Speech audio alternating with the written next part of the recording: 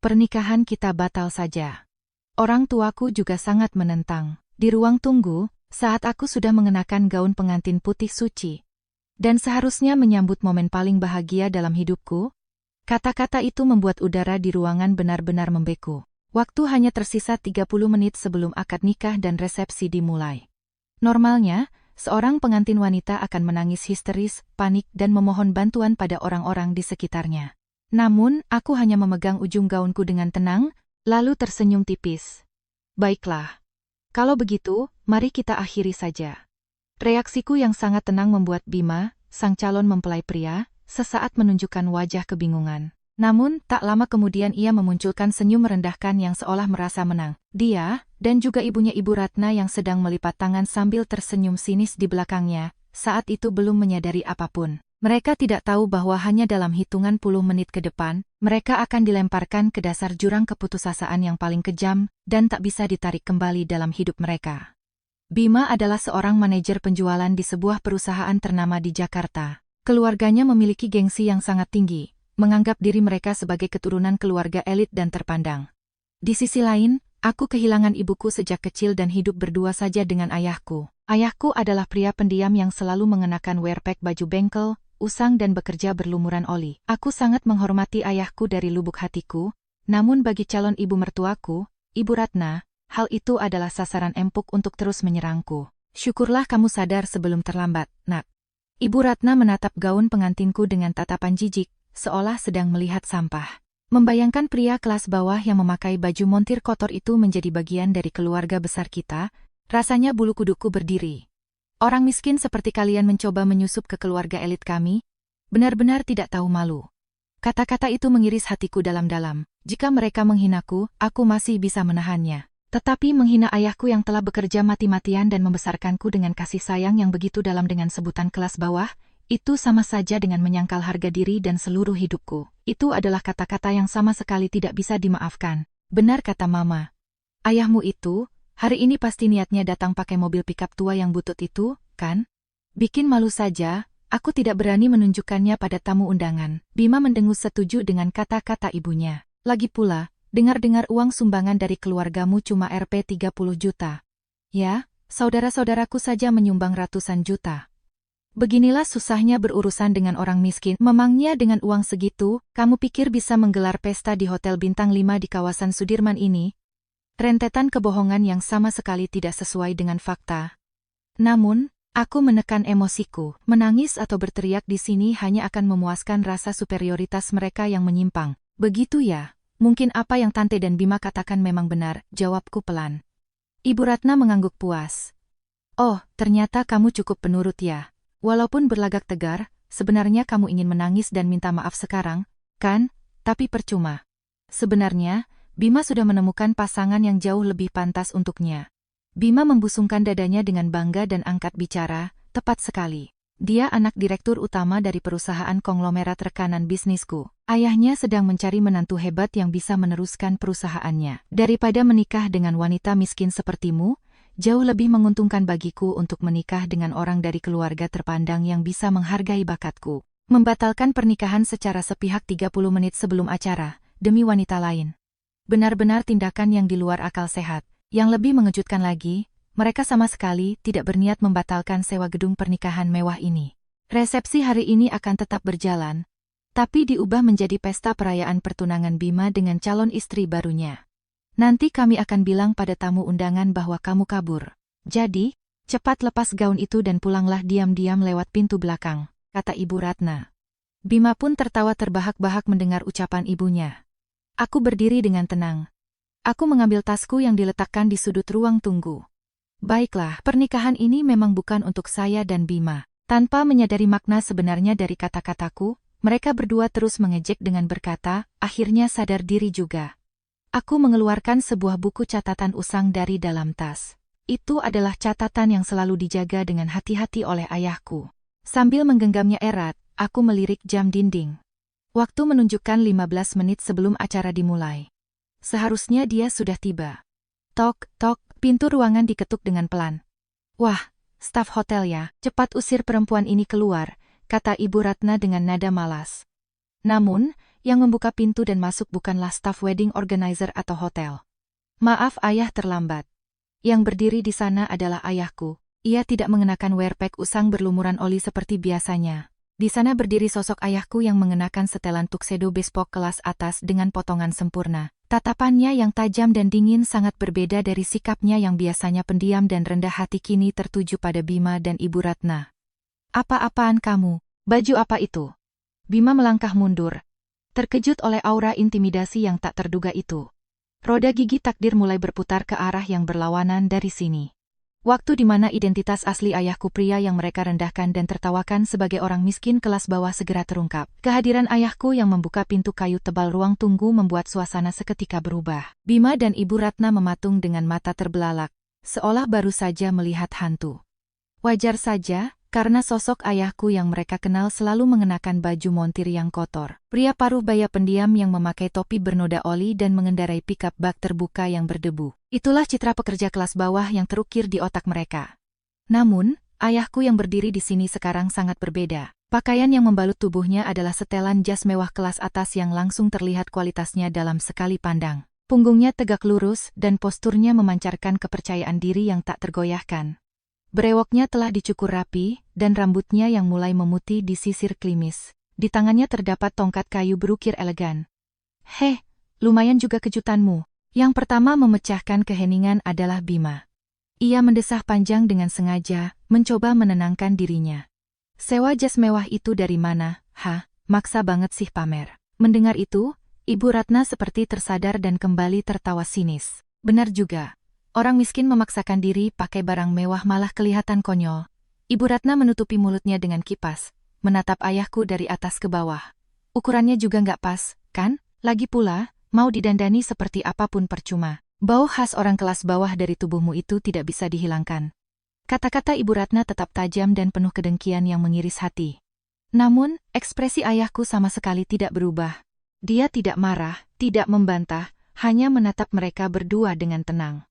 Tatapan dingin yang penuh tekanan itu membuat Bima sedikit cut dan memalingkan pandangannya. Ayahku berjalan perlahan menghampiriku dan tersenyum lembut. Ayu, kamu benar-benar yakin dengan keputusan ini?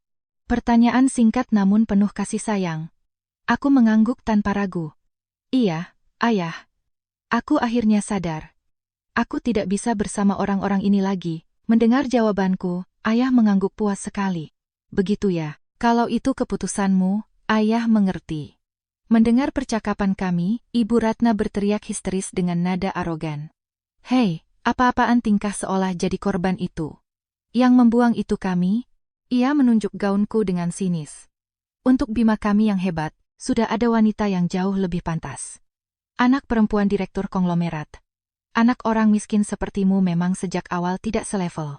Bima juga melipat tangannya dengan bangga dan mendengus. Pak Tua, Anda juga tidak becus mendidik anak, ya? Sudah dapat pria elit sepertiku, tapi sikapnya pada calon ibu mertua sangat buruk. Dia terus berbicara dengan sombong seolah dia adalah penguasa mutlak. Lagi pula, calon istri baruku itu keturunan keluarga terhormat dan pendidikannya sempurna. Sekarang juga, aku akan mengadakan pesta pengumuman pertunangan dengan dia di sini. Jadi, kalian berdua cepat keluar dari sini. Membatalkan pernikahan tepat sebelum acara dimulai di ruang tunggu. Lalu mencoba mengambil alih tempat pernikahan itu untuk pesta dengan wanita lain. Ini adalah tindakan egois dan tidak waras yang di luar batas kewajaran. Normalnya, seorang ayah akan mengamuk, mencengkeram kerah bajunya, dan menghajarnya saat itu juga. Namun, reaksi ayahku benar-benar di luar dugaan mereka. Oh, jadi kalian berniat menggunakan tempat ini apa adanya? Ayahku bukannya marah, malah menyipitkan matanya dengan tatapan tertarik. Sikapnya yang terlalu tenang itu membuat Bima merasa sedikit merinding. Ya, iyalah. Sayang kalau harus bayar denda pembatalan. Aula mewah ini cocok untuk merayakan lembaran baruku. Uang Rp 30 juta yang kalian kasih itu, bisa ku ganti kapan saja pakai uang jajanku.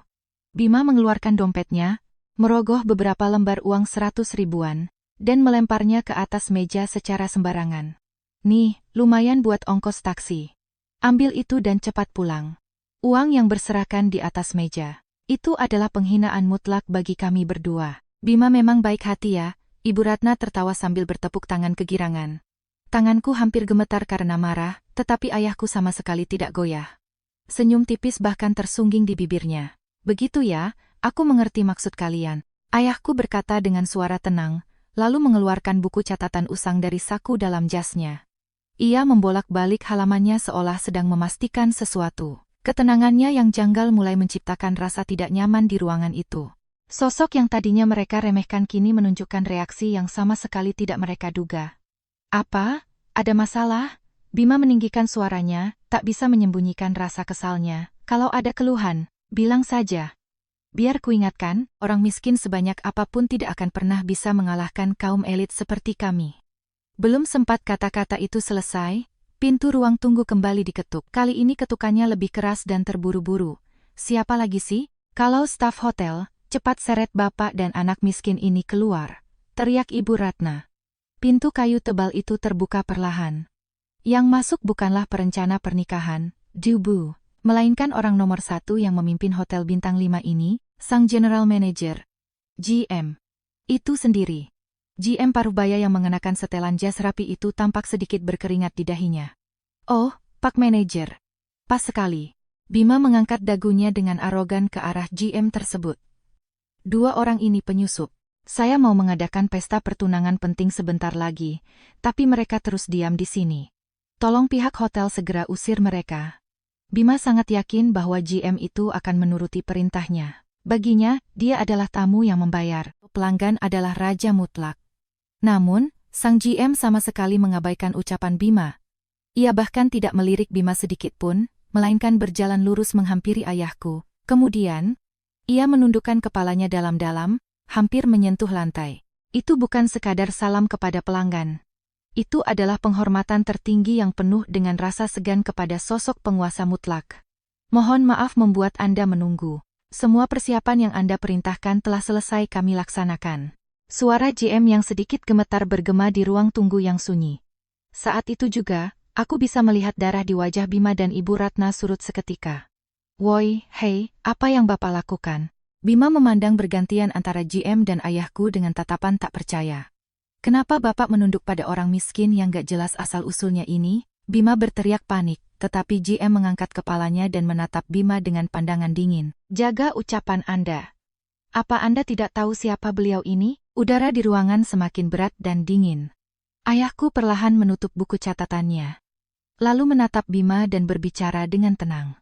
Tadi kamu bilang repe 30 juta, kan? Suara ayahku rendah, namun penuh wibawa yang bergema ke setiap sudut ruangan. Sumbangan dariku cuma repe 30 juta. Ya, kamu memang bilang begitu. Ayahku mengeluarkan selembar dokumen dari saku dalamnya. Itu adalah salinan mutasi rekening dan bukti saldo dari bank. Terserah kalau kalian mau merendahkanku sebagai orang miskin. Tapi memutarbalikkan fakta itu tindakan bodoh. Ayahku meletakkan dokumen itu dengan pelan di atas uang 100 ribuan yang dilempar Bima tadi. Lihat ini baik-baik, coba kita pastikan apa kamu masih bisa ngomong hal yang sama. Dengan tangan gemetar, Bima mengambil dokumen itu. Dan saat ia melihat deretan angka serta nama pemilik rekening yang tercetak di sana, matanya terbelalak lebar, dan dokumen itu merosot jatuh dari tangannya. Oh, apa-apaan ini? Gak mungkin kan? Terdengar suara menyedihkan seperti udara yang bokor dari tenggorokan Bima. Apa yang tertulis di sana? Momen di mana kebohongan yang mereka yakini hancur berkeping-keping kini telah tiba. Dokumen itu jatuh ke lantai. Wajah Bima benar-benar pucat pasi, mulutnya megap-megap seperti ikan, tanpa bisa mengeluarkan suara. Melihat kepanikan yang tak wajar itu, Ibu Ratna mengerutkan kening. Ada apa sih? Bima, gak usah pedulikan dokumen palsu buatan orang miskin. Ibu Ratna mendesah jengkel, lalu memungut dokumen di lantai. Sambil mendengus remeh, ia menatap deretan angka tersebut. Detik berikutnya, wajah Ibu Ratna ikut kaku seperti melihat sesuatu yang mustahil. Apa ini? 3 miliar rupiah. Jeritan melengking keluar dari mulut Ibu Ratna. Mendengar angka itu, aku tanpa sadar menahan napas. 3 miliar rupiah. Itu adalah jumlah uang yang diam-diam disiapkan ayahku untuk pernikahanku. Uang yang kamu sebut recehan Rp 30 juta itu. Fakta membuktikan, 2 bulan lalu, aku mentransfer Rp 3 miliar ke rekening pribadi Bima. Ini bukti transfer dan kwitansi resminya dari bank. Suara ayahku tetap tenang dan sedingin es. Aku menyerahkannya langsung padamu, dengan pesan. Gunakan ini sebagai DP rumah untuk lembaran baru Ayu. Aku bagaikan tersambar petir. Selama persiapan pernikahan, Bima selalu berkata padaku, "Ayahmu cuma kasih sumbangan Rp 30 juta loh. Saudara-saudaraku patungan sampai ratusan juta. Aku malu banget ngomong ini ke keluargaku. Jadi, biaya pernikahan biar aku yang tanggung semua, kamu harus berterima kasih padaku." Aku mempercayai kata-katanya. Aku sempat menyuruh ayahku agar tidak memaksakan diri, dan di saat yang sama aku merasa terus berhutang budi pada Bima. Namun kenyataannya sama sekali berbeda. Ayahku bukan memberi Rp 30 juta, melainkan uang dalam jumlah fantastis, Rp 3 miliar, untuk kami. Itu adalah hasil keringat dan darah ayahku yang bekerja keras berlumuran oli setiap hari. Bima menyembunyikan fakta itu dariku dan dari ibunya sendiri, lalu berbohong bahwa uang itu hanya Rp 30 juta. "Bima, apa maksudnya ini? Katamu keluarga Ayu cuma kasih Rp 30 juta. Ibu Ratna panik, dan mengguncang bahu Bima dengan keras. "Kamu terima Rp 3 miliar. Mama sama sekali nggak tahu. Di mana uang itu sekarang?" Keringat dingin bercucuran dari dahi Bima, matanya bergerak liar. "Tidak, ini pasti palsu. Orang miskin kelas bawah mana mungkin punya uang Rp 3 miliar. Pasti dia pinjam ke rentenir atau dapat uang haram dari nipu orang." Bima mati-matian mencari alasan untuk lari dari kenyataan. "Kalau kau pikir itu palsu, buka saja aplikasi M-Banking di HP-mu sekarang." Ayahku menanggapi kepanikan Bima dengan datar. "Aku sudah menggunakan detektif swasta untuk melacak kemana saja uang Rp 3 miliar itu kau gunakan. Sebulan yang lalu, kamu tiba-tiba beli mobil mewah lunas, kan? Lalu kau juga memborong perhiasan dan tas bermerek bernilai ratusan juta di butik mewah di Plaza Indonesia." Bahu Bima tersentak hebat. "Semua hadiah itu kau kirimkan ke apartemen pacar barumu, si anak direktur itu. Benar, kan?" Suhu di ruang tunggu itu terasa turun drastis. Demi menarik perhatian tunangan barunya, dia menggelapkan uang pernikahan hasil keringat ayahku. Perbuatan iblis yang sangat keji dan tak punya hati nurani. Seluruh tubuhku gemetar karena marah. Tangan ayahku yang kasar, bau oli di baju bengkelnya. Aku tahu betapa keras ia berjuang membesarkanku, sehingga aku tidak bisa memaafkan tindakan yang menginjak-injak harga diri ayahku. Terus kenapa? Bima yang terpojok tiba-tiba berteriak lantang. Dengan wajah memerah dan urat leher menonjol, ia membalas dendam. "Uang itu ditransfer ke rekeningku? Berarti itu uangku? Kan? Itu uang hibah. Suka-suka aku mau kupakai buat apa? Secara hukum tidak ada masalah." Bima mengakui penggelapan itu, tapi malah membuat pembenaran diri yang menjijikkan. "Lagi pula, tadinya aku mau nikah sama wanita miskin ini, anggap saja itu uang kompensasi. Dia sudah membuang waktu berharga seorang elit sepertiku. Wajar dong aku dapat Rp 3 miliar. Kalau nggak terima, tuntut saja ke pengadilan. Pakai koneksi ayahku, aku bisa sewa pengacara sehebat apapun." Pria itu masih merasa berada di posisi aman. Ia menggunakan pengetahuan hukum yang setengah-setengah sebagai tameng. Mendengar ucapan Bima, Ibu Ratna juga tampak sedikit tenang. "Benar, benar sekali. Uang yang sudah dikasih masa mau diminta balik, dasar serakah." Ibu Ratna kembali mengipas-ngipas dan membusungkan dadanya menatap ayahku. "Paling-paling uang Rp 3 miliar itu juga kau dapat dari cara yang licik. Anakku yang hebat sudah membantumu menggunakannya dengan bermanfaat, harusnya engkau berterima kasih. Cepat pergi dari sini, sebelum aku panggil polisi." Mereka benar-benar melewati batas. Meski bukti sudah disodorkan, bukannya menyesal, mereka malah menghina dan mengancam kami. Normalnya, ini akan berujung pada perkelahian kotor. Namun, ayahku hanya memandang mereka dengan tatapan iba. "Polisi, ya, saran yang bagus." Ayahku bergumam pelan, lalu melirik GM hotel yang berdiri di samping. "Pak GM, mereka bilang aku dapat uang haram dari hasil menipu. Bagaimana menurutmu?" GM hotel melangkah maju, ekspresinya memendam kemarahan yang tak tertutupi dan rasa jijik yang dalam terhadap Bima dan ibunya. "Sungguh keterlaluan. Pihak hotel kami sama sekali tidak bisa menoleransi penghinaan semacam ini." GM itu berkata dengan nada dingin. "Tuan dan Nyonya, sejak tadi Anda terus menyebut beliau sebagai pekerja kelas bawah dan orang miskin. Sepertinya Anda sama sekali tidak memahami situasinya." "Hah? Ngomong apa sih? Dilihat dari manapun dia cuma kuli kotor." Bima mendengus remeh. Namun, kalimat GM berikutnya membuat senyum miring Bima membeku sepenuhnya. "Bukan, Anda salah besar." GM itu menunjuk sosok ayahku dengan rasa hormat layaknya menyembah dewa. "Beliau ini adalah pemegang saham utama dari grup konglomerat yang mengelola Hotel Bintang 5 ini. Dan sekaligus, komisaris utama dari perusahaan induk yang membawahi perusahaan tempat Anda bekerja saat ini." Begitu kata-kata itu bergema di ruang tunggu, Ekspresi wajah Bima lenyap tak tersisa. Kekuasaan dan status mutlak yang selama ini paling ia dewakan. Puncak dari semua itu ternyata diduduki oleh pria yang sedari tadi ia injak-injak seperti serangga. Ayahku. Kata-kata GM itu bergema di ruang tunggu yang mendadak hening. Komisaris utama perusahaan induk. Gelar yang luar biasa mengintimidasi itu membuat Bima dan Ibu Ratna mematung seperti patung batu. Mulut mereka setengah terbuka, menatap ayahku tanpa berkedip. Di ruangan itu, hanya detak jarum jam dinding yang terdengar nyaring. Tik-tok, tik-tok. Setelah beberapa detik keheningan yang terasa seperti selamanya, Buahahaha. Bima tiba-tiba memegangi perutnya dan tertawa terbahak-bahak.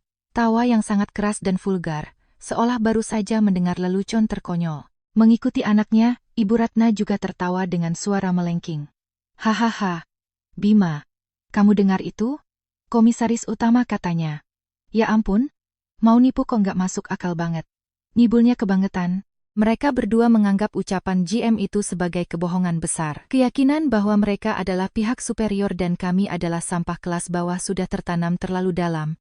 Sehingga otak mereka menolak kenyataan yang merugikan. Why are you? Kamu saking paniknya penggelapan Rp 3 miliar itu ketahuan, sampai main drama murahan begini, ya? Bima mengusap air mata tawa di sudut matanya sambil menunjukku. Berapa kamu bayar manajer hotel ini? Nggak tahu deh dia dari agensi figuran mana, tapi aktingnya lebay banget. Nggak mungkin komisaris utama penampilannya kayak bapak-bapak gembel begini. Benar, benar. Kasihan sekali ya. Ibu Ratna juga menatapku dengan sinis sambil mengipasi wajahnya. Saking maunya bergantung sama Bima yang elit, kamu sampai bikin skenario begini. Orang miskin itu demi uang rela bohong apa saja ya. Benar-benar menjijikkan. Kata-kata mereka menyayat hatiku seperti pisau tajam. Aku tidak peduli dihina. Namun, ayahku yang jauh-jauh datang demi aku, serta GM hotel yang melayani kami dengan tulus, malah dituduh sebagai penipu dan aktor figuran. Jaga ucapan kalian. Aku tak tahan lagi dan membentak. Ayahku bekerja mati-matian untuk membesarkanku. Kapalan di tangannya, kerutan di wajahnya, semua itu adalah kebanggaanku. Manusia sampah seperti kalian yang hidup dari kebohongan dan gengsi, tidak punya hak sedikit pun untuk menertawakan ayahku. Kemarahanku membuat bahu Bima tersentak sejenak. Namun sedetik kemudian, ia kembali memunculkan senyum mengejek. Orang miskin lagi cari pembenaran. Kebanggaan apaan? Emang bisa dimakan? Asal kalian tahu ya, komisaris utama dari grup perusahaan sebesar itu nggak mungkin naik mobil pickup butut berlumur lumpur. Nggak logis tahu nggak? Dasar bodoh. Bima menunjuk wajah ayahku dengan angkuh. Perusahaan induk tempatku bekerja itu salah satu konglomerat terbesar di negara ini. Pemimpinnya nggak mungkin bapak-bapak yang pantesnya pakai baju kuli. Pasti orang yang jauh lebih berpendidikan dan punya aura berkelas. Mendengar itu, GM hotel yang sejak tadi diam kembali angkat bicara. Anda berdua benar-benar tidak tahu apa-apa. Suara GM itu bukan lagi marah, melainkan penuh rasa kasihan. Bapak komisaris utama adalah sosok yang paling menghargai kondisi lapangan. Beliau memulai bisnisnya dari sebuah bengkel mesin kecil hingga membangun grup konglomerat raksasa ini dari nol. Sampai sekarang, demi tidak melupakan asal-usulnya dan agar bisa terus berkeringat bersama para teknisi di lapangan, beliau sengaja turun dengan memakai wearpack. Mobil pickup itu juga adalah kendaraan kesayangan beliau yang selalu dirawat sejak perusahaan pertama kali didirikan. Penjelasan GM itu sangat masuk akal. Namun, Bima yang hanya bisa menilai sesuatu dari sudut pandangnya yang sempit tetap menolak perkaya. Alasan yang maksa, mana ada cerita dongeng kayak gitu di dunia nyata. Bima sudah menutup telinganya. Ia merogoh saku dan mengeluarkan HP-nya dengan kasar. Oke, kalau kalian maksa, aku sendiri yang akan buktikan. Aku akan telepon direktur utama perusahaanku sekarang juga, dan membongkar kebohongan bapak tua yang ngaku-ngaku komisaris ini. Direktur utama tempat Bima bekerja. Dia adalah orang yang selalu dibanggakan Bima. Pak Dirut sangat menghargai bakatku. Beliau adalah backingku yang paling kuat. Kalau aku tanya Pak Dirut, kebohongan kalian langsung hancur. Setelah itu, aku akan serahkan kalian ke polisi atas tuduhan penipuan dan pencemaran nama baik. Jangan harap cuma Rp 3 miliar, aku akan peras kalian untuk ganti rugi sampai kalian hidup melarat seumur hidup. Bersiaplah. Ibu Ratna bertepuk tangan riang. Luar biasa. Orang miskin licik seperti ini memang harus dilenyapkan dari masyarakat. Mama nggak sabar lihat muka mereka nangis-nangis waktu ditangkap polisi. Mereka benar-benar kehilangan akal. Tidak sadar sedang terpojok, mereka terus menyombongkan diri dan menikmati upaya menyakiti orang lain. Aku merasa pusing melihat keburukan mereka. Namun, ayahku yang berdiri di sebelahku sama sekali tidak gentar. Sebaliknya, ia menyeringai kecil, seolah memang menunggu Bima melakukan hal itu. "Oh, mau menelepon direktur utama perusahaanmu?" Suara ayahku sangat dalam dan tenang. "Ide bagus, silakan. Tapi, nyalakan speakernya supaya semua orang di ruangan ini bisa mendengar percakapannya." Ketenangan ayahku membuat Bima sejenak menunjukkan wajah bingung. "Cih, masih sok berani. Nanti kalau sujud-sujud nangis juga udah telat." Bima meludah dan memencet tombol panggil di HP-nya dengan keras. Lalu ia mengaktifkan loudspeaker. Tut, tut. Nada sambung bergema di ruang tunggu. Bima tersenyum penuh kemenangan, sementara Ibu Ratna menatapku seolah sudah menang. Aku merasa cemas dan tanpa sadar mencengkeram lengan ayahku. Ayah menepuk pelan tanganku, mengisyaratkan bahwa semua akan baik-baik saja. Klik, telepon tersambung. "Halo. Ada apa, Bima?" Tumben pagi-pagi di hari libur begini, terdengar suara pria parubaya yang rendah dan tenang dari speaker. Suara Pak Dirut yang selalu dibanggakan Bima. "Ah, Pak Dirut, mohon maaf mengganggu waktu istirahat Bapak. Sebenarnya, saat ini saya sedang diganggu oleh penipu gila, Pak." Suara Bima langsung berubah menjadi manja dan menjilat. "Orang ini ngaku-ngaku sebagai komisaris utama dari grup perusahaan induk kita, Pak. Konyol sekali, kan? Tolong Bapak marahi orang miskin tukang bohong ini biar dia tahu rasa." Bima sangat yakin Pak Dirut akan memihaknya. Namun, balasan dari ujung telepon bukanlah tawa atau amarah yang Bima harapkan. "Komisaris utama." Suara Pak Dirut tiba-tiba berubah menjadi rendah dan bergetar hebat. Bima masih belum menyadari perubahan kecil itu. Kamu barusan bicara seperti itu pada siapa? Siapa nama orang itu?" Nada panik Pak Dirut akhirnya membuat sekelibat keraguan dan kecemasan muncul di wajah Bima. Nama? Saya nggak tahu namanya. Dia cuma bapak-bapak miskin, ayahnya mantan tunangan saya, pakai baju bengkel butut." Tepat saat Bima menjawab, dari ujung telepon terdengar suara bantingan keras, seperti barang berat yang jatuh berantakan. "Kau kurang ajar kau." Itu adalah teriakan menggelegar yang tak pernah terbayangkan keluar dari sosok Pak Dirut yang biasanya tenang. Bahu Bima melonjak kaget hingga HP-nya hampir terjatuh. Tali penyelamat terakhir yang hendak ia pegang, kini berubah menjadi tali nusi yang siap mencekik lehernya sendiri. "Kurang ajar kau." Teriakan menggelegar dari telepon itu membuat Bima terlonjak. Dengan refleks panik, Bima memencet layar HP-nya dan memutus panggilan secara paksa. Bunyi tuut yang hampa menandakan sambungan terputus. Ruang tunggu kembali hening mencekam. Bima terengah-engah, wajahnya pucat pasi, dan tubuhnya gemetar hebat. Namun, detik berikutnya, ia malah melontarkan kalimat yang tak masuk akal. "Dengar, kan? Pak Dirut marah besar sama kelakuan kurang ajar kalian." Otaknya langsung memutarbalikkan fakta demi melindungi dirinya. Ia memaksa dirinya percaya bahwa amarah Pak Dirut ditujukan kepada kami berdua, bukan kepadanya. Ya, jika ia tidak meyakini hal itu, kewarasannya akan hancur seketika. Tentu saja. Masa direktur perusahaan elit mau membela orang miskin, apalagi mengorbankan Bima yang hebat? Ibu Ratna ikut menimpali sambil mengibas-ngibaskan kipasnya. "Berani-beraninya ngaku jadi komisaris utama dan buang-buang waktu Pak Dirut. Kalian pantas dihukum mati. Buktinya, kebohongan kalian ketahuan dan kalian gak bisa jawab, kan?" Tepat ketika aku hendak membalas makian tak masuk akal itu. Brak! Pintu tebal ruang tunggu dibuka dengan kasar. "Bima, kenapa ribut-ribut sekali?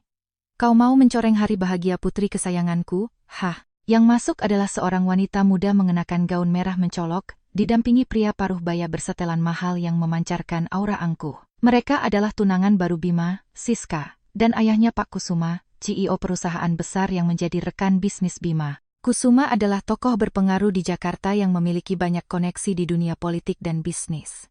"Oh, Pak Kusuma, untung Bapak datang." Bima langsung berlari menghampiri mereka seperti menemukan sang juru selamat. "Bapak dan anak miskin gila ini mau mengacaukan pesta pertunangan kita." "Pak, apalagi? Bapaknya ngaku-ngaku jadi komisaris utama perusahaan indukku, dan mau menipu uang Serpe 3 miliar dariku." Bima berbohong sealami dia bernapas. Pak Kusuma menatap aku dan ayahku dengan tatapan dingin, seolah melihat sampah. "Oh, penipu yang pura-pura jadi komisaris utama. Lelucon yang sangat bodoh." Kusuma mendengus sinis. "Aku sudah berkali-kali minum di klub malam elit bersama jajaran direksi perusahaan induk itu. Aku memang pernah dengar kalau pemimpin tertinggi mereka suka turun ke lapangan. Tapi aku tidak pernah lihat atau dengar ada pria berpenampilan gembel dan menyedihkan seperti ini. Mendengar itu, wajah Bima dan Ibu Ratna kembali berseri-seri.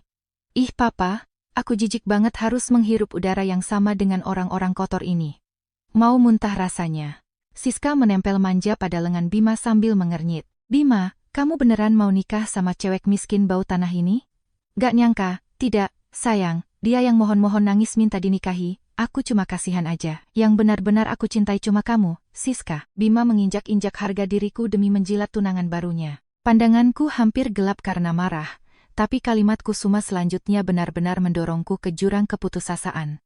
Nah, keluarga penipu. Aku tidak tahu tipu muslihat apa yang kalian rencanakan, tapi kalian salah pilih lawan. Kusuma mengeluarkan HP-nya dan memamerkan layarnya. Asal kalian tahu ya, aku ini teman main golf Kapolda, kepala kepolisian daerah, setiap minggu. Sekali aku telepon beliau, orang-orang mencurigakan seperti kalian akan langsung ditangkap atas tuduhan percobaan penipuan dan perbuatan tidak menyenangkan. Punya koneksi dengan petinggi polisi. Bobot dari ancaman itu membuat darah di tubuhku serasa surut. Setelah ditangkap, aku akan pastikan media massa memuat nama asli dan foto kalian. Kalian tidak akan bisa lagi berjalan dengan tenang di kota ini. Seluruh keluarga kalian akan dicibir. Dan kalian akan mati secara sosial. Kusuma tersenyum kejam seolah sedang menghancurkan serangga. Aku tanpa sadar menahan napas dan melangkah mundur. Walaupun ayahku benar-benar komisaris utama, jika orang berkuasa seperti Kusuma menggerakkan polisi dan media, bisa saja kami ditangkap secara sewenang-wenang dan kehilangan nama baik sebelum kebenarannya terbukti. Terlebih lagi, aku sama sekali tidak sanggup membayangkan ayahku yang telah merawatku sendirian harus diborgol dan dimasukkan ke sel tahanan yang dingin. Aduh, maaf ya ancamannya menakutkan. Ibu Ratna tertawa puas melihat wajahku yang ketakutan. Tapi inilah realita kehidupan. Kami juga tidak sejahat itu, kok. Kalau sekarang juga kalian sujud minta maaf, lalu menandatangani surat pernyataan bahwa uang Rp 3 miliar itu sepenuhnya dihibahkan pada Bima, kami tidak akan lapor polisi. Hitung-hitung itu uang damai, biarpun sebenarnya masih kemurahanan. Ya, uang Rp 3 miliar dirampas, dan kami disuruh bersujud di bawah ancaman. Tuntutan yang tak masuk akal bak di neraka. Namun aku tak bisa berbuat apa-apa. Dikelilingi oleh kekuasaan mutlak dan niat jahat, jalan keluar kami sepenuhnya tertutup. Aku melirik GM hotel, tapi ia hanya menunduk diam. Cepat lakukan. Mau dilaporin polisi terus membusuk di penjara. Hah. Bentak Bima sambil menggebrak meja. Aku menitikkan air mata besar karena takut dan frustrasi. Jangan sampai ayahku yang berharga ditangkap dan dijadikan penjahat hanya karena rencana pernikahanku. Itu harus dihindari dengan cara apapun. Baiklah. Kataku dengan suara bergetar dan melangkah maju melindungi ayahku. Saya yang salah. Saya merelakan uang Rp 3 miliar itu, tapi tolong, jangan libatkan ayah saya. Dia tidak ada hubungannya. Aku berlutut di lantai, bersiap untuk menundukkan kepalaku dalam-dalam. Harga diriku sudah tak penting lagi. Aku hanya ingin melindungi keselamatan ayahku. Hahaha.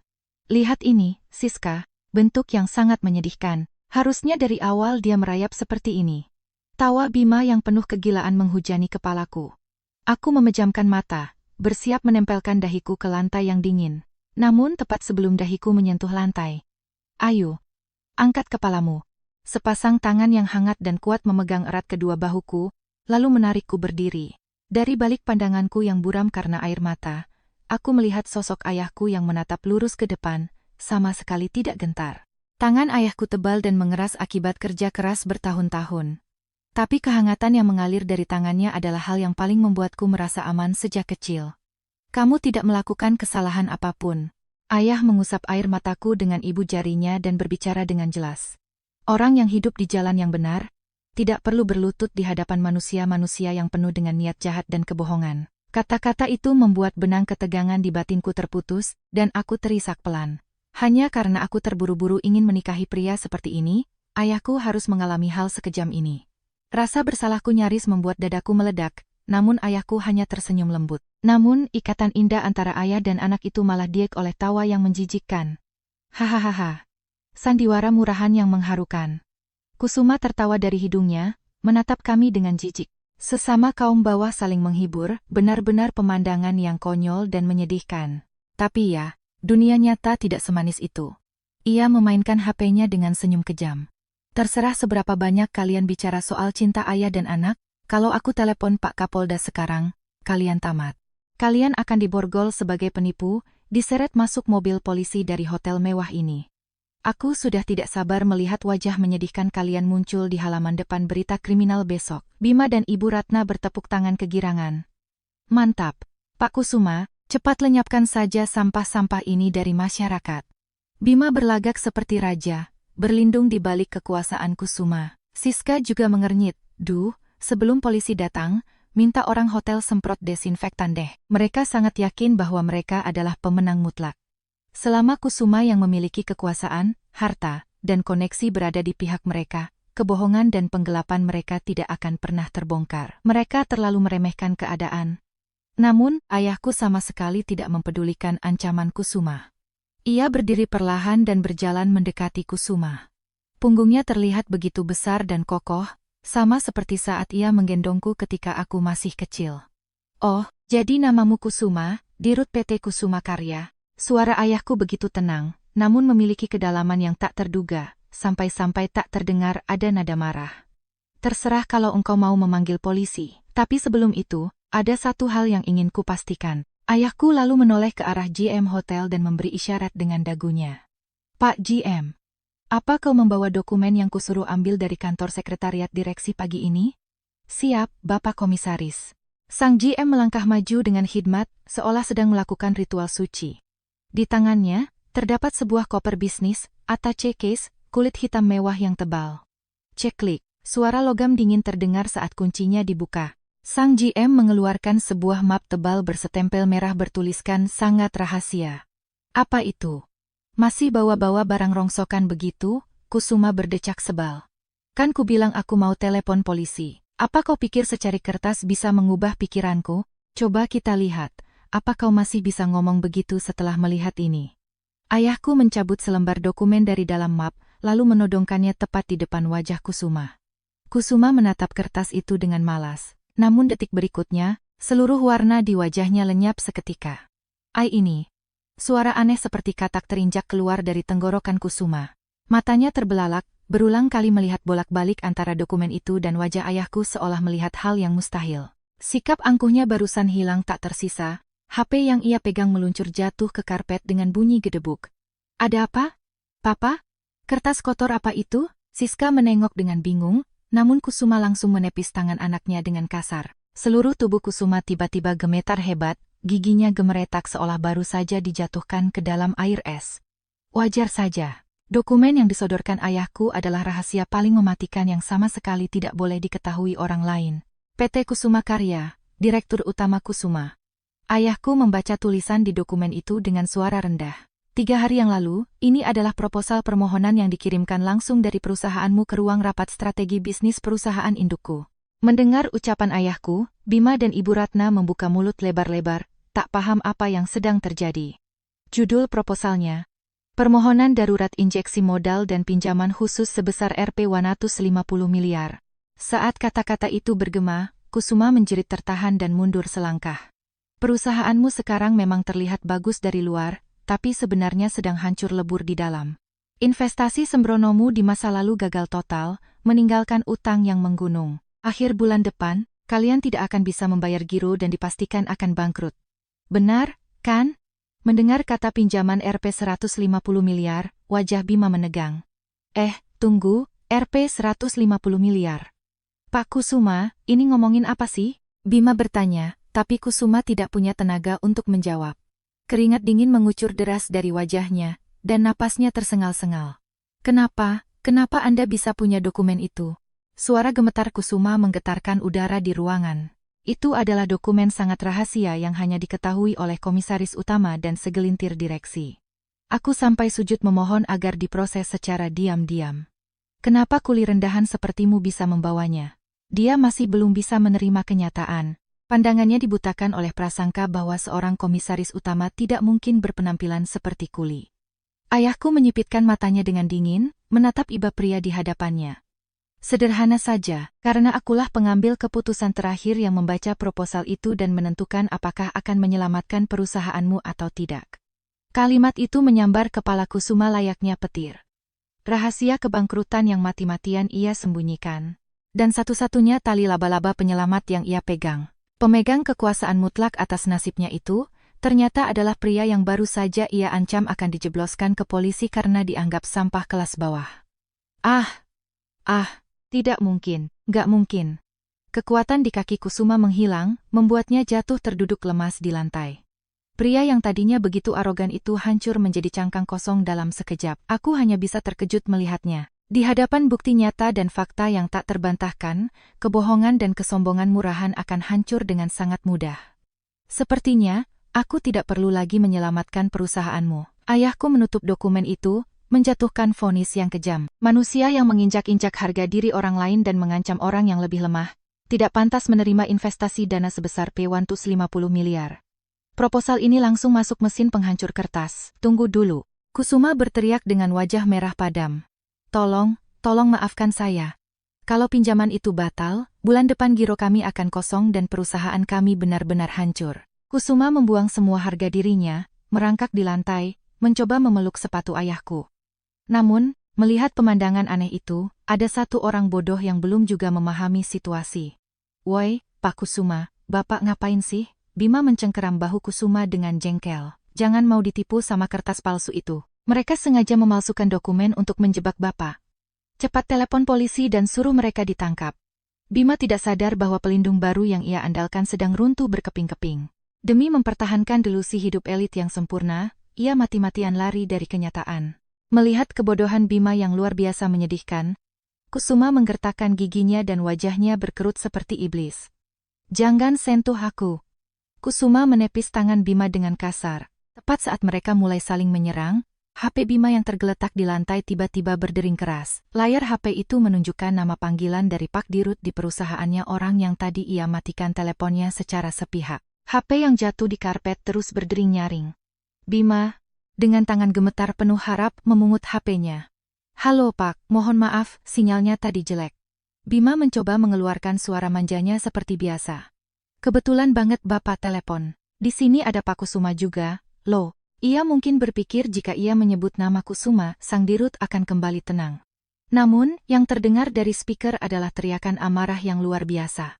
Dasar keparat tolol. Ledakan suara dari HP itu membuat tubuh Bima tersentak ngeri. Persetan dengan Kusuma. Kau mau menenggelamkan perusahaan kita bersama lumpur? Hah? Suara Pak Dirut terdengar sangat panik. Kau tahu kau baru saja memaki siapa? Hah? Ya kan, bapaknya Ayu, kuli miskin yang. Bapak itu adalah pemimpin tertinggi dari perusahaan induk kita, bodoh. Jeritan melengking Pak Dirut merobek udara di ruang tunggu. Bapak komisaris adalah legenda bisnis yang membangun grup bernilai ratusan triliun dari nol. Beliau orang hebat yang selalu pakai baju bengkel untuk mendengar langsung suara karyawan di lapangan. Dan kau berani memanggil beliau kuli miskin, orang miskin, dan penipu. Hah, ekspresi wajah Bima hilang tak berbekas. Orang yang paling ia jadikan backing andalan Pak Dirut mengucapkan hal yang sama dengan GM Hotel. Alasan dokumen palsu atau aktor figuran sudah tidak berlaku lagi. Fakta bahwa ayahku yang pendiam dan canggung ini adalah komisaris utama yang asli telah ditetapkan tanpa celah. Tetapi, mobil pikap butut itu. Matamu yang buta itu cuma bisa melihat mobil pikap butut. Itu mobil kesayangan beliau sejak awal merintis usaha. Semua direksi akan berdiri tegak memberi hormat kalau melihat mobil itu, keparat. Bima gemetar hebat dari ujung kepala sampai ujung kaki, menatap layar HP-nya dengan tatapan kosong. Pak Dirut, saya harus bagaimana? Bagaimana? Jangan bercanda. Kalau perusahaan kita sampai di blacklist sama perusahaan induk gara-gara kau, mau ganti pakai apa? Hah, suara Pak Dirut kini penuh dengan kebencian. Bima, kau dipecat secara tidak hormat detik ini juga. Bima menjerit pelan. Besok pagi beresi barang-barangmu. Pesangon tidak akan keluar sepeser pun. Bukan cuma itu, aku akan menuntutmu atas pencemaran nama baik dan perbuatan tidak menyenangkan karena merugikan perusahaan. Bayar dosamu seumur hidup, dan jangan pernah tunjukkan mukamu di depanku lagi. Klik. Telepon diputus. Pak, tunggu dulu, Pak Dirut. Pak Dirut, Bima berteriak pada layar HP. Namun hanya nada putus yang terdengar. Ia berlutut lemas dan ambruk di atas karpet. Status salesman elit yang selalu ia banggakan hancur lebur hanya dengan satu panggilan telepon. Belum lagi, ia kini terancam tuntutan ganti rugi miliaran rupiah dari perusahaannya sendiri. Bima, B. Ini maksudnya apa? Dipecat. Ibu Ratna merangkak gemetar memegangi lengan Bima. Bohong kan? Kuli kotor itu nggak mungkin komisaris utama yang asli, kan? Wajah Ibu Ratna pucat pasi, tak ada lagi sisa-sisa keangkuhannya. Anak kesayangannya kini telah menjadi pengangguran yang dituntut ganti rugi. Papa, maksudnya apa ini? Tiba-tiba Siska, tunangan barunya, berteriak melengking. Ia mengguncang keras bahu Kusuma yang terduduk lemas di lantai. Perusahaan kita mau bangkrut. Terus liburanku ke Eropa bulan depan gimana? Kusuma menatap putrinya dengan pandangan kosong. Tamat sudah. Kalau tidak ada suntikan dana Rp150 miliar dari perusahaan induk, bulan depan giro kita kosong. Tamat. Perusahaanku, statusku, semuanya hancur. Kusuma memegangi kepalanya dan menangis. Mendengar itu, wajah Siska berubah seperti iblis. Sialan. Gak mungkin. Aku gak mau jadi orang miskin. Ia menjerit histeris dan berdiri dengan kasar. Tunggu, Siska. Kita kan mau nikah. Bima menatap Siska dengan tatapan memelas. Aku memang dipecat, tapi tolong pekerjakan aku di perusahaan ayahmu. Sifat parasit Bima yang mencoba bergantung pada orang lain walau sedang hancur benar-benar menjijikkan. Siska menatap Bima dengan pandangan dingin yang merendahkan. Cih, cowok pengangguran gak berguna kayak kamu, siapa yang mau mungut? Plak! Siska memukul wajah Bima dengan tas mewahnya sekuat tenaga. Bunyi keras bergema, dan Bima tersungkur ke lantai. Gara-gara kamu bikin marah om ini. Bapak komisaris ini, perusahaan keluargaku jadi ikut hancur. Siska meludah ke arah Bima. Cowok pengangguran dan perusahaan mau bangkrut, najis banget. Pertunangan kita batal. Siska berbalik, meninggalkan ayahnya yang masih duduk di lantai, lalu lari keluar dari ruang tunggu dengan suara hak tinggi yang bergema. Bima memegangi pipinya yang ditampar, menatap kosong ke udara. Pria yang membuangku tepat sebelum pernikahan demi bersandar pada kekuasaan keluarga wanita lain. Kini semua sandarannya telah runtuh. Pekerjaan, tunangan baru, dukungan penguasa, semuanya raib. Hidupku yang sempurna. Bima memegangi kepalanya dengan kedua tangan dan menggeram seperti binatang buas. Ibu Ratna juga berjongkok di lantai sambil terus menggumamkan bohong. Ini bohong, mereka yang selalu menikmati memberi penderitaan pada orang lain, kini harus menelan keputusasaan mereka sendiri. Namun, keserakahan manusia memang mengerikan. Bima, yang seharusnya sudah kehilangan segalanya dan terpojok, tiba-tiba memancarkan kilatan gila di matanya. Ia berdiri terhuyung-huyung, matanya merah menatap aku dan ayahku. Hehe. Belum. Aku belum kalah. Tawa mengerikan Bima memenuhi ruangan. Ia menunjuk salinan mutasi rekening yang masih ada di atas meja. Mau dipecat kek, batal nikah kek, gak peduli. Bima berteriak gila dengan wajah merah. Di rekeningku masih ada sisa uang Rp3 miliar yang kamu transfer itu. Benar? Kan, meski Bima sudah memakai ratusan juta untuk beli mobil dan hadiah, masih ada sekitar Rp2,5 miliar di rekeningnya. Ini uang hibah sah. Selama uang itu ada di rekening atas namaku, secara hukum itu uangku. Bima menunjukkan obsesi yang tak normal pada uang itu sebagai tali penyelamat terakhirnya. Pakai uang ini, aku bisa mulai dari awal. Aku akan sewa pengacara paling hebat buat ngelawan ancaman kalian. Ia benar-benar sudah kehilangan akal sehat. Ia yakin bahwa kekuatan fisik bernama uang bisa ia gunakan untuk menyerang balik. Ibu Ratna langsung mengangkat kepalanya mendengar itu. Benar, uang Rp3 miliar itu tidak akan kuserahkan. Gak akan kukembalikan sepeser pun. Mereka memulai perlawanan terakhir. Menggunakan logika hukum setengah-setengah, meyakini bahwa uang di rekening mereka tak bisa dirampas. Itulah satu-satunya harapan mereka. Namun, ayahku sudah memperhitungkan perlawanan picik itu sejak lama. Ia perlahan merogoh saku jasnya dan mengeluarkan dokumen lain. Tanpa mereka sadari, dokumen itu akan menjadi vonis hukuman mati yang merenggut sisa harapan mereka sampai ke akarnya. Kamu benar-benar belum paham juga, ya? Suara dingin ayahku menyayat kegilaan Bima. Pintu keputusasaan baru akan segera terbuka. Bima memeluk salinan saldo bank itu di dadanya seperti binatang buas yang melindungi mangsa. Diam. Terserah apa kata kalian, uang ini sudah masuk ke rekeningku. Pengadilan gak akan menyetujui permintaan pengembalian uang yang sudah dihibahkan. Mata Bima memerah, berteriak sambil meludah-ludah. Aku akan pakai uang ini buat nuntut balik kalian pakai pengacara paling top. Aku peras kalian atas pencemaran nama baik, rasakan, pekerjaan, tunangan, kekuasaan, semuanya telah hilang. Uang yang tersisa adalah satu-satunya penyangga harga diri Bima. Ibu Ratna mengangguk setuju dari bawah. Benar. Kalau ada modal ini, Bima yang elit pasti bisa sukses bikin perusahaan sendiri. Mereka memalingkan wajah dari kenyataan demi membenarkan keserakahan mereka. Namun ayahku mengeluarkan sebuah amplop tebal yang dilipat empat, lalu meletakkan beberapa lembar dokumen di hadapan Bima. Berbeda dengan dokumen sebelumnya, kertas itu memiliki format formal yang sangat ketat dan stempel resmi dari negara. Apalagi itu? Suara Bima bergetar pelan. Ini adalah surat penetapan sita jaminan dari pengadilan negeri yang diterbitkan kemarin. Kata-kata ayahku jatuh seberat dan sedingin balok es. Rekening yang kau klaim sebagai milikmu itu, saat ini sudah dibekukan sepenuhnya oleh perintah pengadilan. Mulai hari ini, kamu tidak bisa menarik uang sepeser pun, apalagi mentransfernya ke rekening lain. Vonis itu membuat bahu Bima tersentak hebat. Sita jaminan. Dibekukan. Panik, ia mengetuk layar HP-nya dengan kasar, membuka aplikasi M-Banking dan mengecek saldo.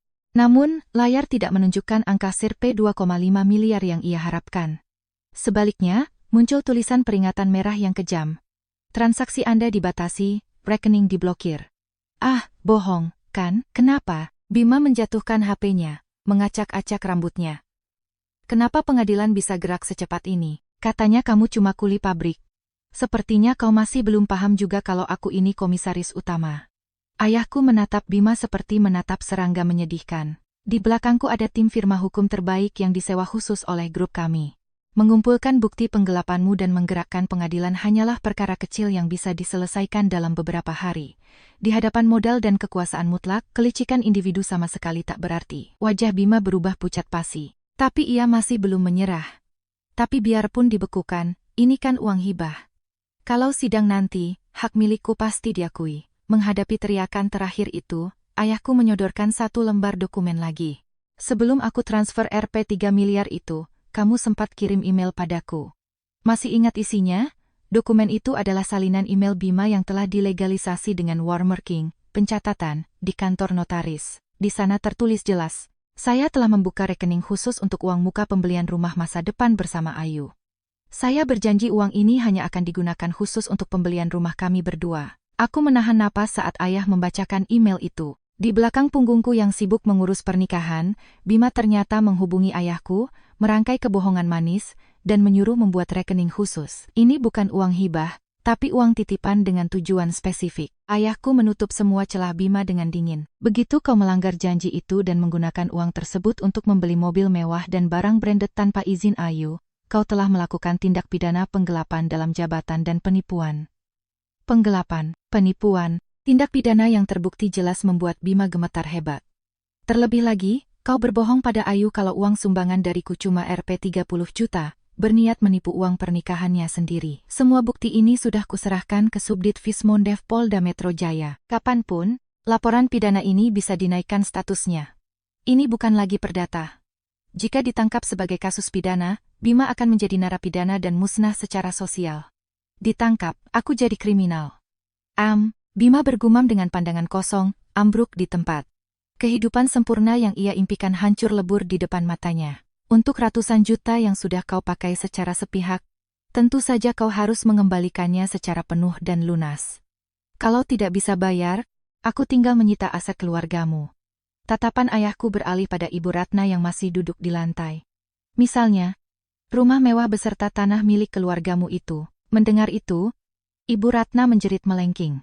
Tunggu dulu, kenapa rumah kami yang disita? Yang pakai uangnya kan Bima? Aku nggak ada urusannya. Ibu Ratna pucat pasi, berusaha lepas tanggung jawab. Padahal anaknya sedang terancam di penjara, tapi yang ia pedulikan hanya keselamatan asetnya sendiri. Sikap egois itu membuatku mual. Namun ayahku tak bisa ditipu oleh kepicikan Ibu Ratna. Kau bilang tidak ada urusannya? Sepertinya alasan itu terlalu dipaksakan. Ayahku mengeluarkan dokumen tebal lain. Itu adalah rincian mutasi kartu kredit Bima dan hasil rekaman CCTV sebuah toko. Bulan lalu, kau dan Bima pergi ke butik mewah di Plaza Indonesia, kan? Bahu Ibu Ratna tersentak. Di sana kau pakai kartu Bima untuk beli tas dan perhiasan senilai Rp 200 juta. Rekaman CCTV dan analisis tanda tangan saat pembelian sudah selesai kami periksa. Fakta baru itu membuat mulut Ibu Ratna menganga tak bersuara. Bima menoleh pada ibunya dengan terkejut. Mama, waktu itu Mama bilang pinjam kartuku buat beli sepatu murah jutaan doang, kan? Rp 200 juta itu apa? Bima baru sadar ia pun ditipu oleh ibunya sendiri. Habisnya, Calon besan kita kan orang kaya yang ngasih banyak uang. Nggak apa-apa dong aku minta jatah dikit. Ibu Ratna balas berteriak histeris, tak tahu malu. Aku juga pengen punya tas buat pamer ke ibu-ibu arisan. Biar pantas jadi ibu dari keluarga elit, menggunakan uang niat baik orang lain untuk keserakahan diri sendiri, dan sama sekali tak merasa bersalah. Buah jatuh tak jauh dari pohonnya, aku merinding melihat betapa busuknya hati mereka. Aku sudah muak dengar alasan kalian berdua. Ayahku menutup dokumen itu dan menjatuhkan vonis sedingin es. Kalian berdua adalah komplotan. Harga yang harus dibayar karena foya-foya pakai uang hasil nipu harus dilunasi sampai tuntas. Bersiaplah rumah kalian disita, dilelang, dan kalian dilempar ke jalanan. Kata-kata tanpa ampun itu membungkam Bima dan Ibu Ratna. Delusi bahwa mereka adalah pemenang mutlak hancur berkeping-keping. Namun, neraka mereka baru saja dimulai. Jual rumah katanya. Jangan bercanda. Jeritan Ibu Ratna merobek kesunyian ruang tunggu. Sikap sok anggunnya sirna, wajahnya bengkok seperti iblis. Ia menerkam Bima yang duduk di lantai dan mengguncang kerahnya dengan kasar. Bima, apa-apaan kamu? Beraninya kamu bohongin mama. Dasar anak kurang ajar. Lepasin. Ma, aku juga nggak tahu bakal jadi begini. Jangan banyak alasan, gara-gara kamu ngelakuin penggelapan, rumah kesayangan mama mau disita, tahu nggak? Ibu Ratna yang histeris menampar wajah Bima berkali-kali. Plak, plak. Bunyi nyaring menggema, dari dulu kamu emang bisanya cuma pamer dan bikin susah. Gantiin rumah dan hartaku, kembalikan. Saking egoisnya, ia langsung membuang anak yang sangat dibanggakannya demi menyelamatkan diri sendiri. Ditampar terus-terusan, Bima akhirnya hilang kesabaran dan mendorong ibunya sampai jatuh.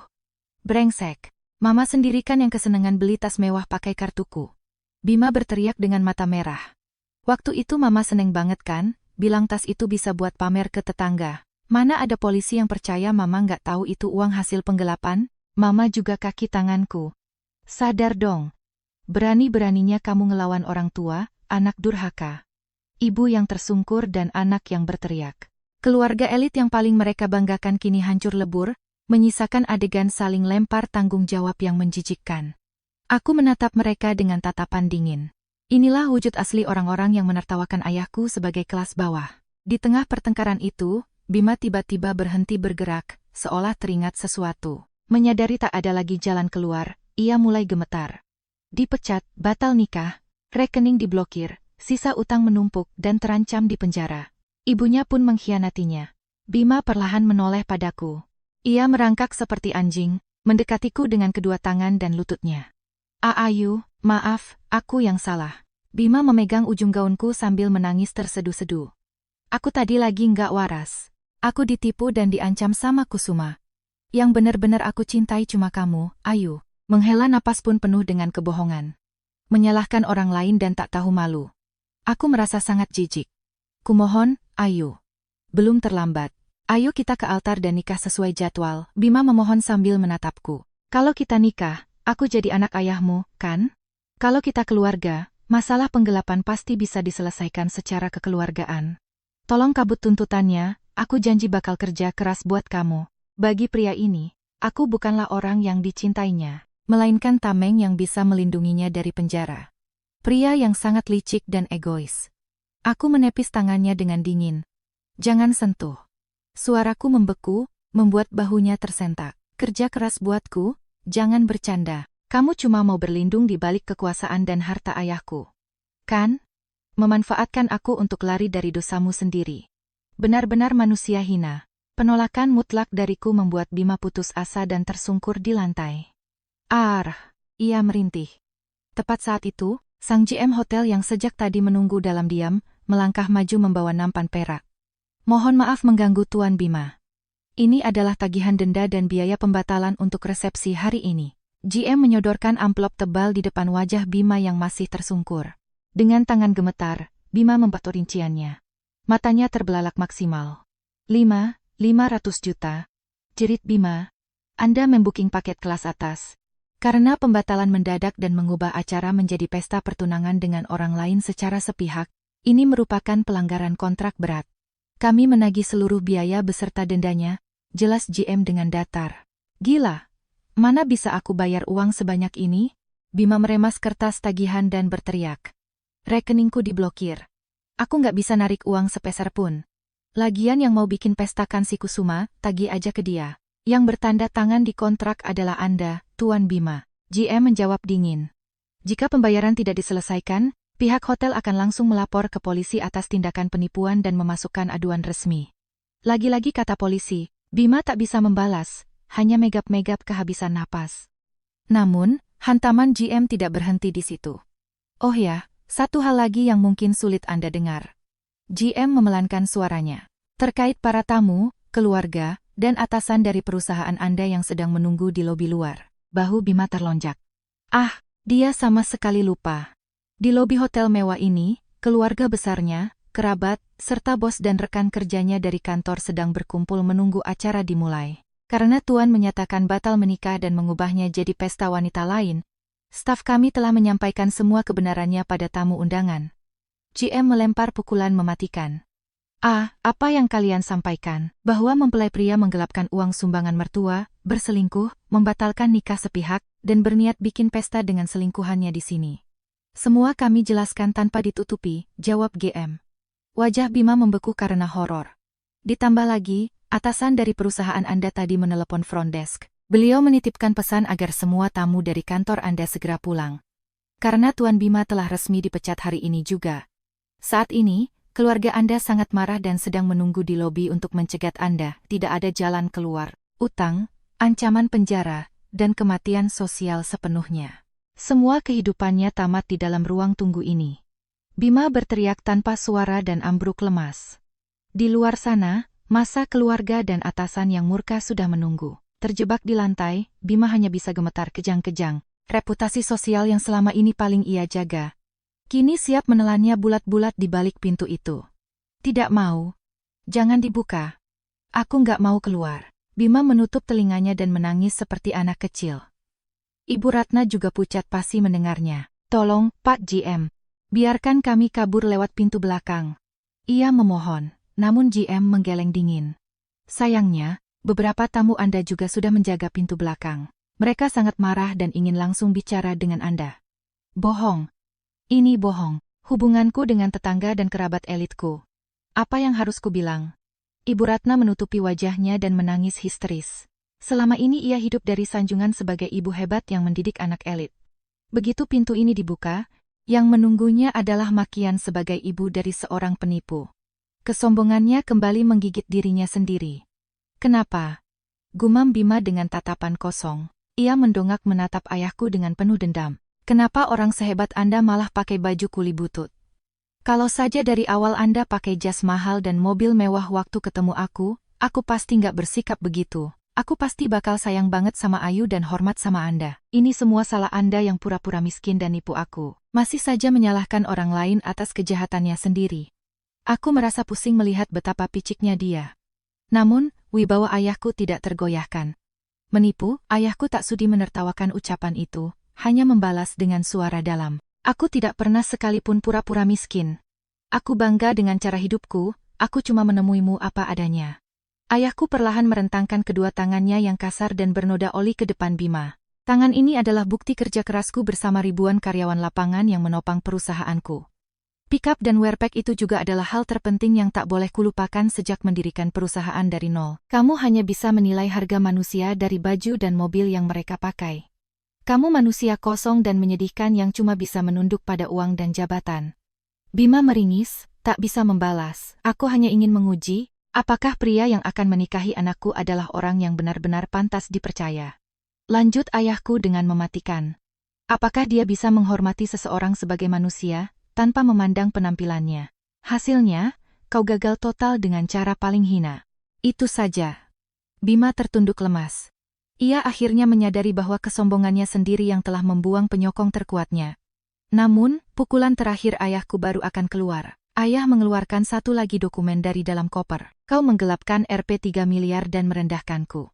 Ayahku menyodorkan sebuah denah besar dan selembar surat rekomendasi bermaterai. Tapi, kalau saja engkau benar-benar mencintai Ayu dan bersikap tulus, tadinya aku akan memberikan ini sebagai kado pernikahan. Bima menelan ludah. Ini adalah cetak biru dari rumah mewah yang diam-diam kusuruh desain untuk kalian. Terletak di lahan sangat luas di kawasan elit Pondok Indah. Harga tanah dan bangunannya Rp10 miliar. Aku yang akan bayar lunas sebagai hadiah. Rp 3 miliar itu cuma uang jajan tambahan buat kalian beli perabotan, ungkap ayahku datar. Hik. Bima tercekat, dan ini, ayahku menyodorkan surat rekomendasi. Adalah surat yang diserahkan direktur perusahaanmu padaku. Dia meminta izin untuk menjadikanmu, menantuku, sebagai direktur pemasaran jalur khusus di perusahaan induk. Rumah Rp 10 miliar di Pondok Indah, dan jabatan direktur di perusahaan raksasa yang tak akan pernah bisa ia capai seumur hidup. Jika saja ia jujur. Jika saja ia menghormati ayahku. Hari ini ia akan memiliki harta dan kekuasaan mutlak itu. Aarge. Bima memegangi kepalanya, menjerit gila menatap denah dan surat rekomendasi itu. Ia membuang bukan cuma pernikahan, tapi kekayaan tak terbatas dan kekuasaan absolut yang paling ia idam-idamkan. Dihancurkan oleh keserakahan dan gengsinya yang murahan. Bohong. Ini nggak mungkin. Harusnya nggak begini.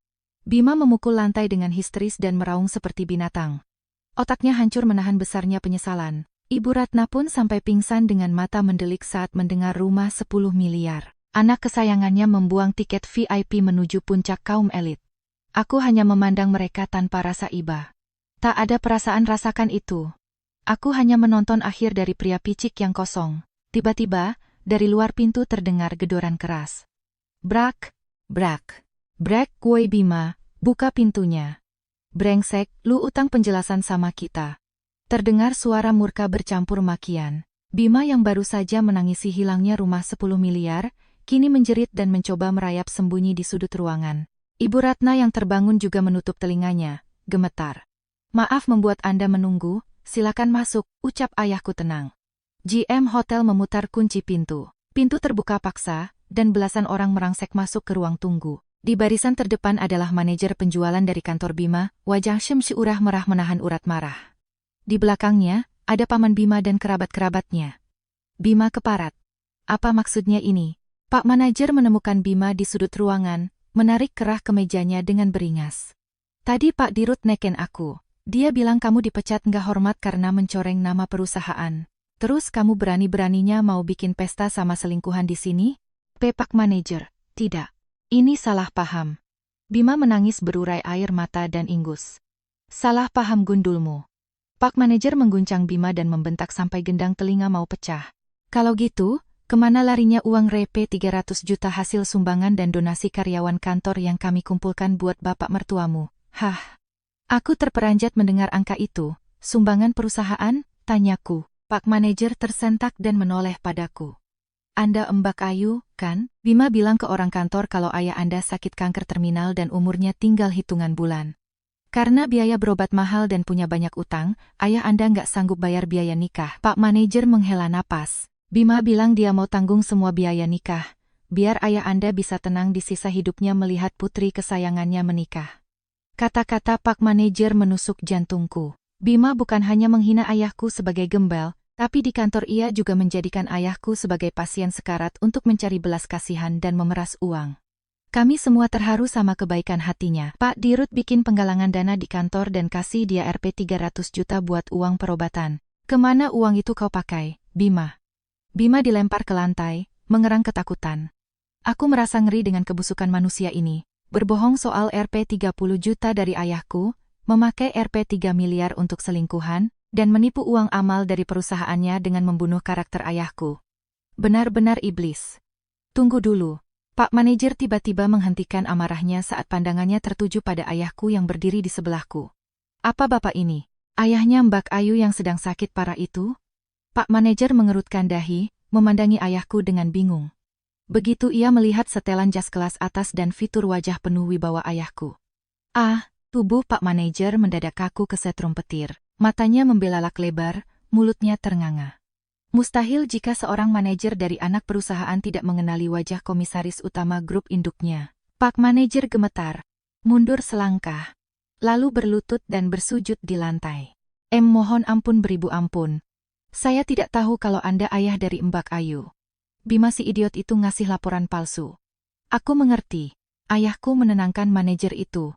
Kalian juga korban dari pembohong murahan. Aku tidak akan menyalahkan perusahaanmu. Tapi untuk uang Rp 300 juta itu, segera laporkan ke polisi sebagai kasus penipuan. Siap laksanakan, Bapak Komisaris. Bima meraung di lantai, tidak, jangan polisi. Namun serangan baru datang. Kali ini giliran Paman Bima yang maju menunjuk Ibu Ratna yang gemetaran. Hei Ratna, kalau gitu, semua omonganmu ke keluarga kita juga bohong. Ya, bentak sang paman. Katamu calon besan ini orang konglomerat. Biar nggak malu-maluin keluarga elit kita, kamu harus beli mobil dan barang branded. Kamu bilang nanti habis nikah investasinya bakal balik modal, dan kamu minjem Rp 500 juta dariku, kan? Terbongkar lagi kebohongan Ibu Ratna. Demi gengsi elitnya, ia berbohong bahwa keluargaku konglomerat dan berutang demi pamer. Itu, Ibu Ratna megap-megap. Tadi rencananya uang kembalian mertuanya mau kupakai buat bayar utang. Tapi bapak kuli ini tiba-tiba datang pakai pikap butut. Mana ada konglomerat kayak gitu, pembohong. Sang paman yang belum tahu identitas asli ayahku menatap tajam ke arah ayah. Bukan, orang ini beneran orang kaya. Dia komisaris utama. Ibu Ratna yang panik malah berusaha berlindung pada ayahku, orang yang dari tadi ia panggil kelas bawah. Pak, tolong bayarkan Rp 500 juta pamannya. Anda calon besanku, kan? Tolong aku. Jangan sentuh aku. Suara ayahku membeku, membuat Ibu Ratna kaku. Aku tidak pernah sudi mengakui wanita serakah sepertimu sebagai keluarga. Utang keluargamu, bayar sendiri pakai hasil jual rumahmu. Mana mau aku jual rumahku? Kehidupan elitku. Ibu Ratna menjerit gila sambil menjambak rambutnya. Ruangan itu benar-benar menjadi lukisan neraka. Penipuan kantor, utang saudara, penggelapan Rp 3 miliar. Semua kebohongan yang mereka tenun meledak di dalam ruang sempit ini dan menghancurkan mereka. Bangsat, tiba-tiba Bima berdiri dengan gigi gemeretak. Matanya melotot gila, ludah menetes dari mulutnya. Perlawanan terakhir seorang penjahat yang terpojok. Kalian semua mojokin aku kayak aku ini kriminal. Tapi aku belum tamat, Bima merogoh HP-nya dengan kasar. Asal kalian tahu ya, teman akrabku dari zaman kuliah itu sekarang jadi pengacara elit. Kalau aku minta tolong dia, kondisi kayak gini bisa dibalik dalam sekejap. Ia tertawa sinting. Uang Rp 300 juta dari kantor? Itu uang sumbangan ikhlas. Gak ada kewajiban balikin, uang Rp 3 miliar juga sama. Pakai celah hukum perdata, unsur penipuannya gak akan terbukti. Ia masih berdelusi bahwa celah hukum bisa menyelamatkannya. Aku telepon dia sekarang biar dia nuntut kalian atas pemerasan. Mau komisaris utama kek, hukum itu buta. Rasakan. Ia menempelkan HP di telinga. Pengacara elit itu adalah kartu as terakhirnya. Namun, harapan picik itu pun sudah diprediksi ayahku sejak lama. Tidak perlu, ayahku menatap Bima dengan dingin. Kalau teman pengacara elit yang kau maksud itu, dia sudah tiba di hotel ini. Mendengar itu, gerakan Bima terhenti. Bersamaan dengan itu, suara langkah sepatu kulit berhak terdengar elegan mendekati pintu masuk ruang tunggu yang terbuka. Sesosok pria muda bertubuh tinggi muncul, mengenakan setelan jas dark suit yang sempurna dengan pin lambang advokat Pradi, bersinar di dadanya. Di tangannya ada koper dokumen kulit yang tebal. Ia adalah Randy, teman kampus yang sering dibanggakan Bima. Randy, beneran lu? Bima bersinar penuh harap dan lari menghampiri temannya layaknya menemukan jaring dewa. Syukurlah lu dateng. Nih, orang-orang ini mau nuduh gue nipu. Lu kan tahu celah hukumnya kayak yang sering lu ajarin ke gue dulu. Ayo tuntut mereka atas pencemaran nama baik. Pemblokiran rekening gue juga bisa lu cabut, kan? Namun, Randy menatap Bima dengan sorot mata yang amat kejam dan merendahkan, seolah melihat kotoran. Dengan tanpa ampun, Randy menepis tangan Bima. Plek, apa-apaan lu, Ren? Mengabaikan Bima. Randy berjalan lurus dan berlutut hormat di hadapan ayahku. Bapak komisaris, mohon maaf saya sedikit terlambat. Bima terbengong dengan mulut terbuka. Sesuai instruksi Bapak, draft laporan pidana, LP, dan seluruh penyidikan latar belakang bukti-bukti telah rampung saya siapkan. Kerja bagus, Randy. Ayahku mengangguk, menyuruhnya berdiri. Woi Ren, ngapain lu sujud sama gembel ini? Lu kan mau nolongin gue. Kita sahabat, kan? Randy berbalik, menatap Bima dengan tatapan membunuh. Gue adalah Head of Legal di Divisi Hukum Perusahaan Induk yang dipimpin Bapak Komisaris. Alasan gue bisa jadi pengacara pun karena dulu gue dapat beasiswa penuh dari yayasan milik Bapak Komisaris. Buat gue, Bapak Komisaris adalah orang tua asuh yang nyawanya harus gue lindungi mati-matian. Fakta itu mengisap habis darah dari tubuh Bima. Pedang terakhir yang ia yakini bisa membantunya, ternyata sejak awal sudah dipegang oleh musuhnya. Dulu waktu kita nongkrong, lu pernah nanya. Gimana caranya dapat hibah uang miliaran tanpa harus lapor pajak atau kewajiban balikin? Randy membuka kopernya dan mengambil tumpukan dokumen bersetempel tebal. Dari pertanyaan lu itu, gue udah curiga. Makanya gue langsung lapor ke Bapak Komisaris dan diam-diam nyelidikin latar belakang lu. Randy menampar dada Bima dengan tumpukan dokumen itu. Lu pikir uang titipan bersyarat bisa lu klaim sepihak jadi hibah lepas? Jangan ngeremehin hukum, idiot. Uang sumbangan kantor. Lu memalsukan surat keterangan sakit atas nama ayah Mbak Ayu. Pemalsuan dokumen berencana itu mutlak pidana penipuan pasal 378 KUHP. Bima merosot dengan dokumen berserakan. Uang Rp 3 miliar untuk DP rumah lu alihkan diam-diam buat biaya hidup pacar selingkuhan lu? Itu penggelapan pasal 3072. Tingkat kejahatan lu bukan sesuatu yang bisa diselamatin trik pengacara. Begitu LP ini masuk ke Polda, lu 100% bakal diproses, divonis pidana penjara, dan mendekam di sel. Vonis penjara. Bima merosot berlutut. Kehidupannya sebagai kaum elit berganti menjadi status narapidana. Namun, Randy belum selesai. Tatapannya yang tajam kini beralih pada Ibu Ratna yang gemetar di sudut. Sekarang, giliran Tante. Ada kenyataan yang harus Tante hadapi. Itu nggak ada urusannya sama aku. Bima yang nipu uangnya. Aku cuma minjem Rp 500 juta dari pamannya, nanti ku bayar pakai hasil jual rumahku. Aku ini keluarga elit. Ibu Ratna masih bangga dengan rumah dan hartanya. Namun Randy tersenyum sinis dan mengeluarkan selembar dokumen resmi dari Badan Pertanahan Nasional, BPN. Ini adalah salinan sertifikat hak milik, SHM. Rumah Tante. Terus kenapa? Emang itu rumahku atas namaku. Coba baca bagian bawahnya. Bagian hak tanggungan. Tangan Ibu Ratna gemetar saat menerima kertas itu. Saat melihat tulisannya, wajahnya berubah mengerikan. Apa ini? Hak tanggungan. Agunan KPR. Rumahku diagunkan ke pinjaman bank? Aku nggak pernah tahu soal ini. Tentu saja Tante tidak tahu. Karena yang diam-diam memalsukan tanda tangan Tante dan mengagunkan sertifikat itu adalah anak kesayangan Tante sendiri. Randy menjatuhkan kebenaran mematikan. Bima sudah beberapa tahun ini kecanduan judi online, slot dan trading ilegal. Binomo, FX. Utangnya menumpuk gila-gilaan sampai Rp 5 miliar.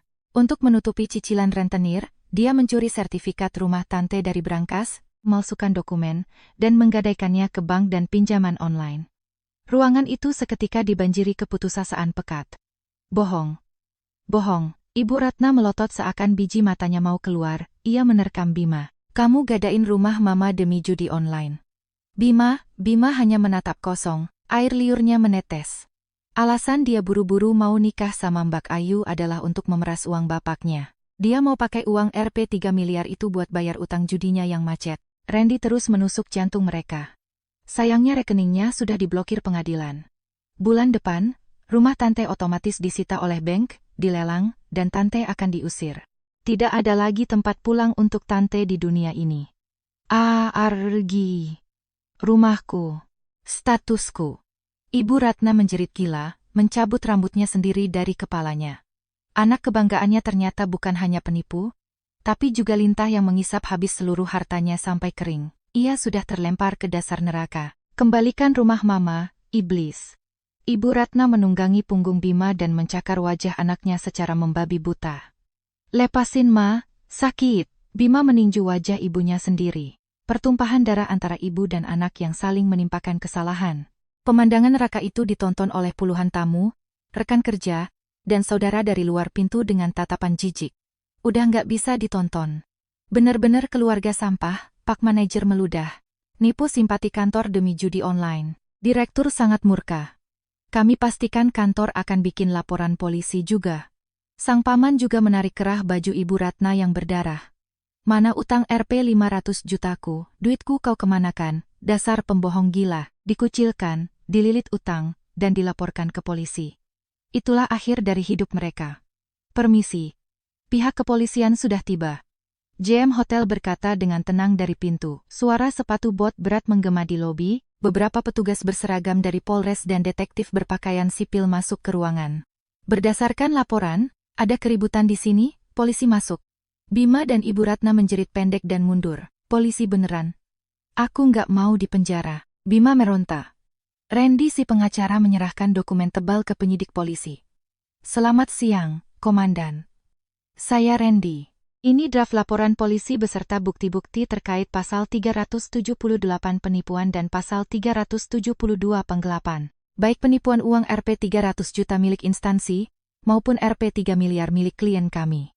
Termasuk pemalsuan dokumen agunan rumah, pasal 263.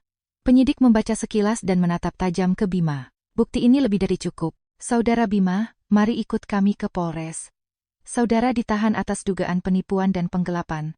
Bukan aku. Aku dijebak. Ayu. Bapak, tolong aku. Bima merangkak memohon, namun polisi langsung membengkokkan tangannya ke belakang punggung. Klik, borgol perak mengunci pergelangan tangannya. Suara logam dingin itu menjadi lonceng kematian bagi kehidupan Bima. Ia menangis meraung di lantai. Ibu juga, silakan ikut kami. Atas tuduhan penipuan uang kerabat dan dugaan kaki tangan penggelapan, polisi lain menarik paksa Ibu Ratna. Nggak mau, aku nggak ada urusan, baju mahalku kotor nanti, namun polisi menyeretnya tanpa ampun. Dengan tangan diborgol, Bima dan Ibu Ratna diseret keluar dari ruang tunggu, melewati barisan tamu undangan yang menatap mereka. Dasar penipu balikin uang kita. Gak punya malu, jangan pernah nampakin muka lu lagi. Orang-orang yang dulu mereka gunakan untuk memuaskan ego mereka, kini membuang ludah dan sumpah serapah. Bima menangis terseduh dengan wajah merah bengkak, tertunduk tak berani melihat. Ibu Ratna pingsan karena malu dan harus digotong polisi. Keluar dari lobi Hotel Bintang 5 itu menuju udara luar, mobil patroli polisi dengan lampu rotator yang menyala-nyala sudah menunggu mereka. Tepat sebelum dimasukkan ke kursi belakang mobil polisi, Bima menoleh ke belakang untuk terakhir kalinya. Di pintu masuk hotel, ia melihat aku dan ayahku yang menatap mereka dengan tenang. Mata Bima dipenuhi penyesalan mendalam. Seandainya saja dia sedikit lebih jujur. Seandainya dia menghormati ayahku, tanpa memandang pakaian usangnya. Saat ini pasti dia akan tinggal di rumah 10 miliar, menjadi direktur perusahaan induk, dan tertawa hangat bersama keluarga barunya. Namun yang ia pilih justru borgol dingin, jeruji besi, dan pembuangan mutlak dari masyarakat. Ayu, maafkan aku. Bima menggumamkan permohonan maaf tanpa suara. Namun aku hanya menatapnya dengan pandangan dingin tanpa emosi. Tidak ada marah, tidak ada sedih. Ia didorong masuk, pintu mobil ditutup dengan bunyi keras. Suara sirene menjauh, dan sosok mereka hilang dari kehidupanku selamanya. Selesai sudah, gumam ayahku pelan. Tali ketegangan di batinku terputus, aku nyaris terduduk. Ayah memeluk bahuku dengan kuat. Kehangatan pelukannya membuatku merasa benar-benar aman, dan aku menangis lega. Maaf ya, kamu harus ngalamin hal yang menyakitkan ini, ayah mengelus kepalaku. Tapi, lebih baik begini. Untung kamu sadar sebelum hidupmu dihancurkan sepenuhnya oleh laki-laki seperti itu. Aku yang minta maaf, ayah, gara-gara aku nggak jeli milih orang, ayah sampai dihina begitu, kataku sambil menangis. Ayah tersenyum dan menggeleng. Ayah tidak peduli dengan omongan sampah mereka. Ayah menggulung sedikit lengan werpeknya, menunjukkan lengannya yang penuh bekas luka. Ayah bangga dengan apa yang ayah bangun pakai kedua tangan ini. Kamu yang tumbuh lurus dan sehat, itu harta ayah yang paling berharga. Dadaku sesak karena haru. Aku menangis di dada ayahku, lepas dari hubungan dengan manusia dingin yang penuh kepalsuan dan gengsi. Ternyata aku masih memiliki keluarga kandung yang memberiku kasih sayang tanpa batas. Ruang tunggu itu kini kosong. Kegaduhan dan kebencian tadi hilang bagai angin.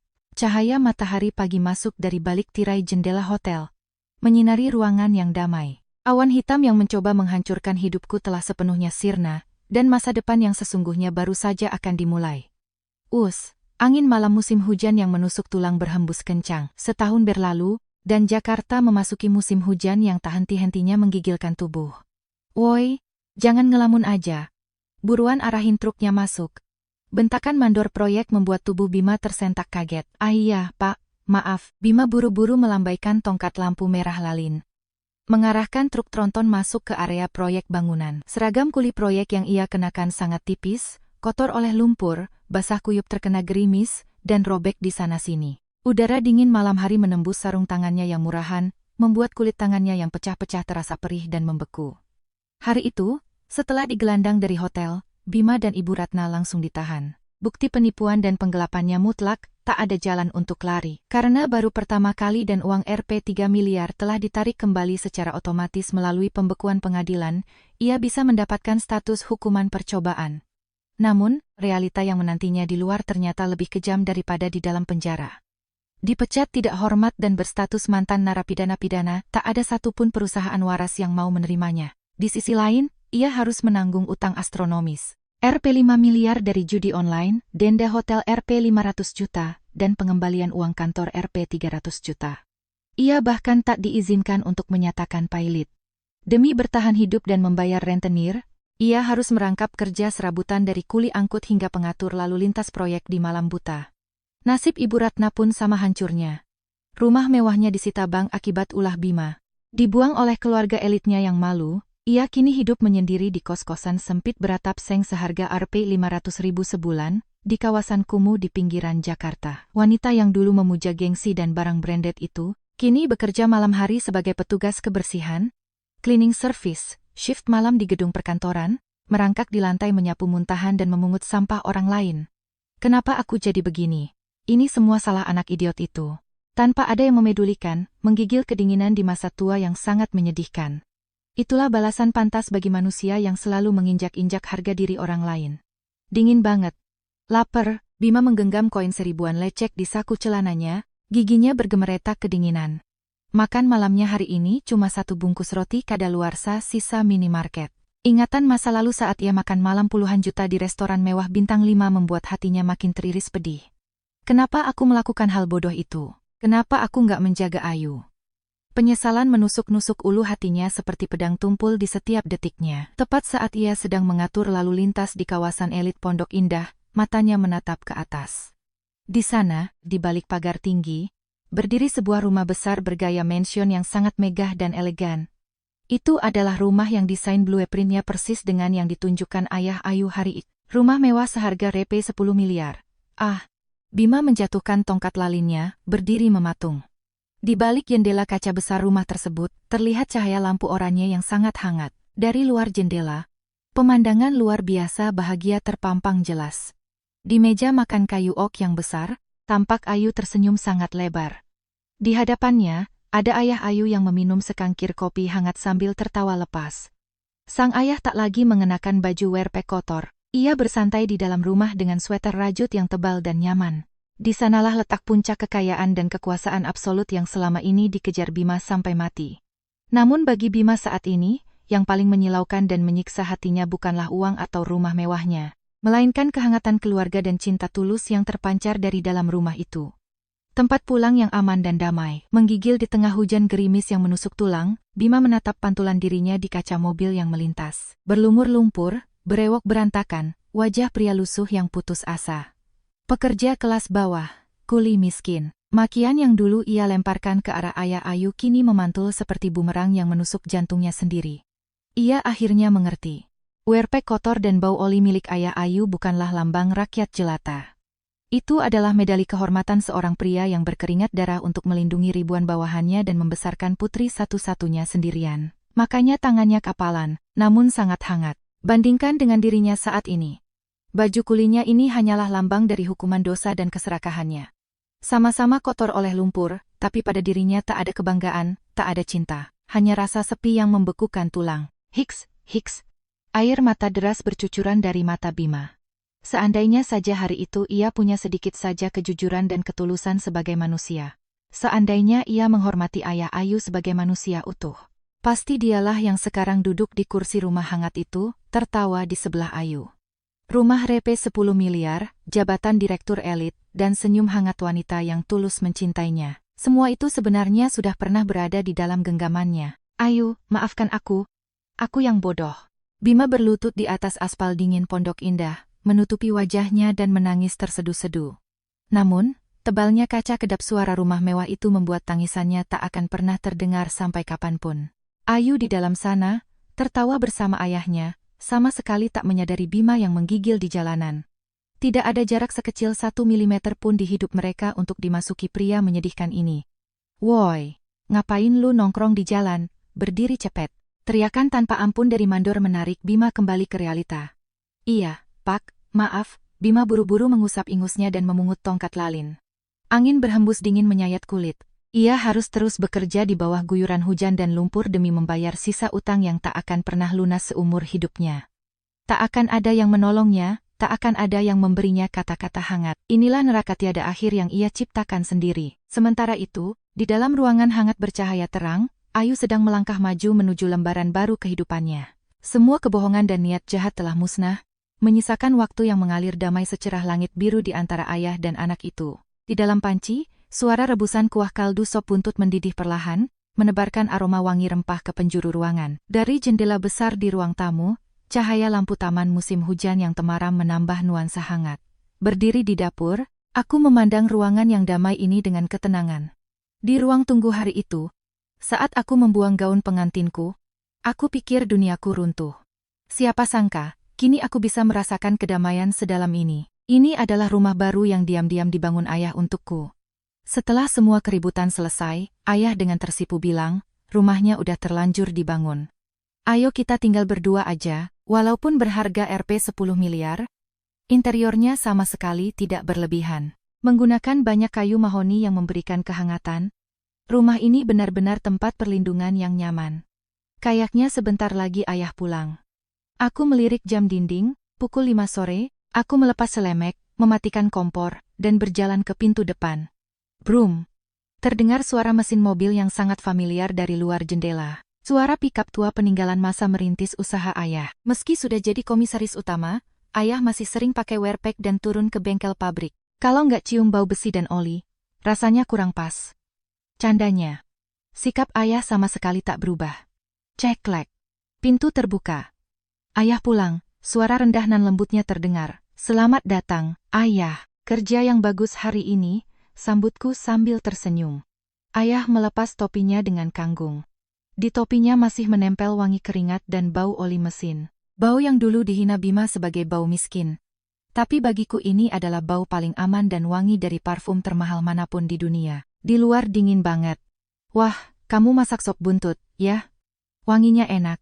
Ayah menyipitkan mata tersenyum dan berjalan ke wastafel.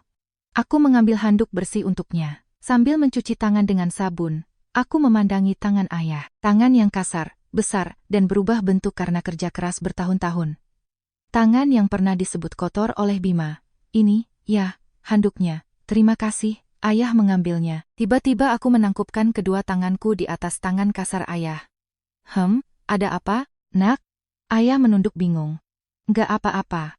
Cuma ngerasa, tangan ayah ini hangat banget, gumamku sambil menahan air mata haru. Tangan inilah yang membesarkanku, membiayai kuliahku, melindungi nasib ribuan karyawan, dan di saat harga diriku diinjak-injak, tangan ini yang mengangkat bahuku untuk tetap berdiri tegak. Adakah tangan yang lebih mulia dan membanggakan dari ini di dunia? Ayah. Aku bersyukur banget lahir jadi anak ayah. Ayah terbelalak kaget, wajahnya sedikit bersemu merah. Ngomong apa sih tiba-tiba? Ia mengusap rambutku dengan tangannya yang besar dengan lembut. Ayah yang merasa jadi pria paling beruntung di dunia, punya anak perempuan sebaik kamu. Kami saling berpandangan dan tertawa kecil. Tidak ada kebohongan atau kata-kata demi gengsi. Murni kasih sayang tulus di antara keluarga. Kami duduk berhadapan di meja makan, menyantap sop buntut hangat. Wah, masakanmu emang lebih enak dari restoran mewah bintang 5 manapun, puji ayah. Melihat ayah makan dengan lahap, hatiku terasa sangat penuh. Bima dulu berpikir bahwa kekayaan sejati adalah barang bermerek, rumah elit, dan jabatan untuk dipamerkan. Karena itulah ia menipu, menyakiti, dan akhirnya kehilangan segalanya menuju kebekuan yang paling sepi. Kekayaan yang sebenarnya adalah hal-hal seperti ini. Ada seseorang yang bisa diajak makan semeja sambil berkata, enak ya, punya tempat pulang yang hangat setelah kedinginan di luar. Bisa menghargai satu sama lain apa adanya. Setelah makan, aku menyeduh kopi hangat, dan kami duduk di sofa ruang tamu. Angin dingin dan rintik hujan di luar terdengar nyaring. Mungkin saat ini, orang-orang yang dulu menertawaiku sedang menggigil kedinginan ditemani penyesalan dan utang yang mencekik. Tapi bayang-bayang mereka tak lagi memiliki ruang sedikit pun di kehidupanku. Ruangan di balik kaca tebal ini sungguh tenang dan hangat. Pernikahan kita batal saja. Kata-kata kejam yang dilemparkan kepadaku di hari itu. Hari yang kupikir akan menjadi hari paling bahagia malah berubah menjadi momen paling kelam dalam balutan gaun pengantin. Namun sekarang, aku bisa berkata dari lubuk hatiku yang terdalam. Syukurlah kata-kata itu diucapkan kepadaku di hari itu. Luka dan keputusasaan itu membangunkanku, menyadarkanku tentang apa yang sebenarnya berharga dan siapa yang pantas kulindungi. Aku memandangi wajah ayah yang sedang menikmati kopinya dengan damai. Aku tak lagi mengenakan gaun pengantin. Hanya sweater rajut biasa. Tapi diriku yang sekarang jutaan kali lipat lebih bahagia dibandingkan diriku pada hari itu. Ayu, besok kamu libur kan? Ayo kita makan di luar, ke restoran yang enak, ajak ayah. Boleh, aku lagi pingin makan seafood kesukaan ayah. Ruang tamu kami kembali diisi oleh tawa riang. Kisahku yang dimulai dari caci maki yang dingin, kini ditutup dengan lingkaran kehangatan cinta keluarga yang tak tergoyahkan. Kehidupanku yang sesungguhnya baru saja bermula dari tempat yang hangat ini. Narator, penutup. Terima kasih telah membaca hingga akhir. Kisah kali ini bermula dari batalnya pernikahan 30 menit sebelum akad, di mana calon mempelai pria membatalkan janji dan menghina ayah sang perempuan sebagai orang kelas bawah. Namun, yang diperlihatkan di sini bukan sekadar kisah balas dendam yang memuaskan. Pesan terdalamnya adalah manusia yang hanya menilai orang lain dari baju, kendaraan, atau jabatannya, pada akhirnya akan membuang sesuatu yang jauh lebih berharga dengan tangannya sendiri. Ayu, sang pengantin, seharusnya menyambut hari paling bahagianya. Tapi Bima membatalkan pernikahan itu, tiba-tiba demi putri direktur konglomerat, lalu menghina ayah Ayu. Baginya, ayah Ayu yang datang dengan werpek bengkel dan mobil pikap tua hanyalah simbol dari kemiskinan yang memalukan. Namun faktanya, baju kotor dan kapalan di tangannya itu adalah bukti kerja keras sebagai pendiri konglomerat dan kebanggaannya dalam merawat Ayu. Benda yang sama bisa memiliki arti yang berbeda, tergantung siapa yang melihat. Bagi yang cuma melihat kulit luar, itu adalah kotoran. Bagi yang menghargai perjuangan hidup, itu adalah medali pahlawan. Bima dan keluarganya hanya peduli pada uang, koneksi, dan status. Begitu tahu identitas asli ayah Ayu, mereka langsung memohon sujud. Itu bukanlah rasa hormat, tapi sekadar takluk pada kekuasaan. Sifat sejati manusia tidak terlihat dari bagaimana ia memperlakukan atasannya, melainkan bagaimana ia memperlakukan orang yang tampak lebih lemah darinya. Ayah Ayu tidak pernah menyembunyikan identitasnya. Ia tampil apa adanya untuk menguji ketulusan Bima. Dan Bima gagal total dengan cara paling hina. Hukuman yang ia dapatkan: utang judi online, denda hotel, bui, dan kehilangan kesempatan meraih jabatan direktur serta rumah pondok indah senilai Rp10 miliar. Kehilangan terbesarnya bukanlah harta, melainkan wanita dan keluarga yang dengan tulus siap mendampinginya hidup. Rumah mewah tidak menjamin kebahagiaan, tapi rumah yang menjadi tempat pulang dengan senyum dan rasa aman, itulah kekayaan sejati. Ayu pun sadar, batalnya pernikahan itu bukanlah kekalahan, tapi keselamatan. Mengenakan sweater biasa sambil makan sop buntut bersama ayahnya terasa jauh lebih membahagiakan ketimbang memakai gaun pengantin demi pria seperti itu. Ucapan ayah Ayu, orang yang hidup di jalan yang benar, tidak perlu berlutut di hadapan manusia-manusia yang penuh dengan niat jahat dan kebohongan. Kata-kata ini adalah penguat bagi siapapun yang pernah direndahkan. Tidak perlu membuktikan apapun kepada orang yang buta akan nilaimu. Cukup menjauh dengan tenang dan kembalilah ke tempat yang menghargaimu. Keluarga bukanlah sekadar soal darah atau silsilah kebangsawanan, melainkan mereka yang mengangkat bahumu saat kau jatuh, yang membelamu, dan mencintaimu meski tanpa apa-apa. Bagaimana menurut Anda? Jika Anda berada di posisi Ayu, mampukah Anda bersikap tenang sebelum pernikahan dibatalkan secara sepihak? Pernahkah Anda terjebak menilai seseorang hanya dari pekerjaannya atau mobilnya? Dan bagi Anda, apakah definisi kekayaan yang sejati? Rumah besar, jabatan, atau sekadar ada suara selamat datang saat pulang ke rumah? Silakan sampaikan opini dan perasaan Anda di kolom komentar. Jika kisah ini berbekas di hati Anda, dukung kami dengan suka like dan subscribe berlangganan. Kami akan terus menghadirkan cerita-cerita penuh makna tentang kehidupan, harga diri, dan cinta sejati yang tak bisa dibeli oleh materi. Sampai jumpa di kisah inspiratif berikutnya. Semoga hari-hari Anda selalu dilimpahi kehangatan dan rasa syukur.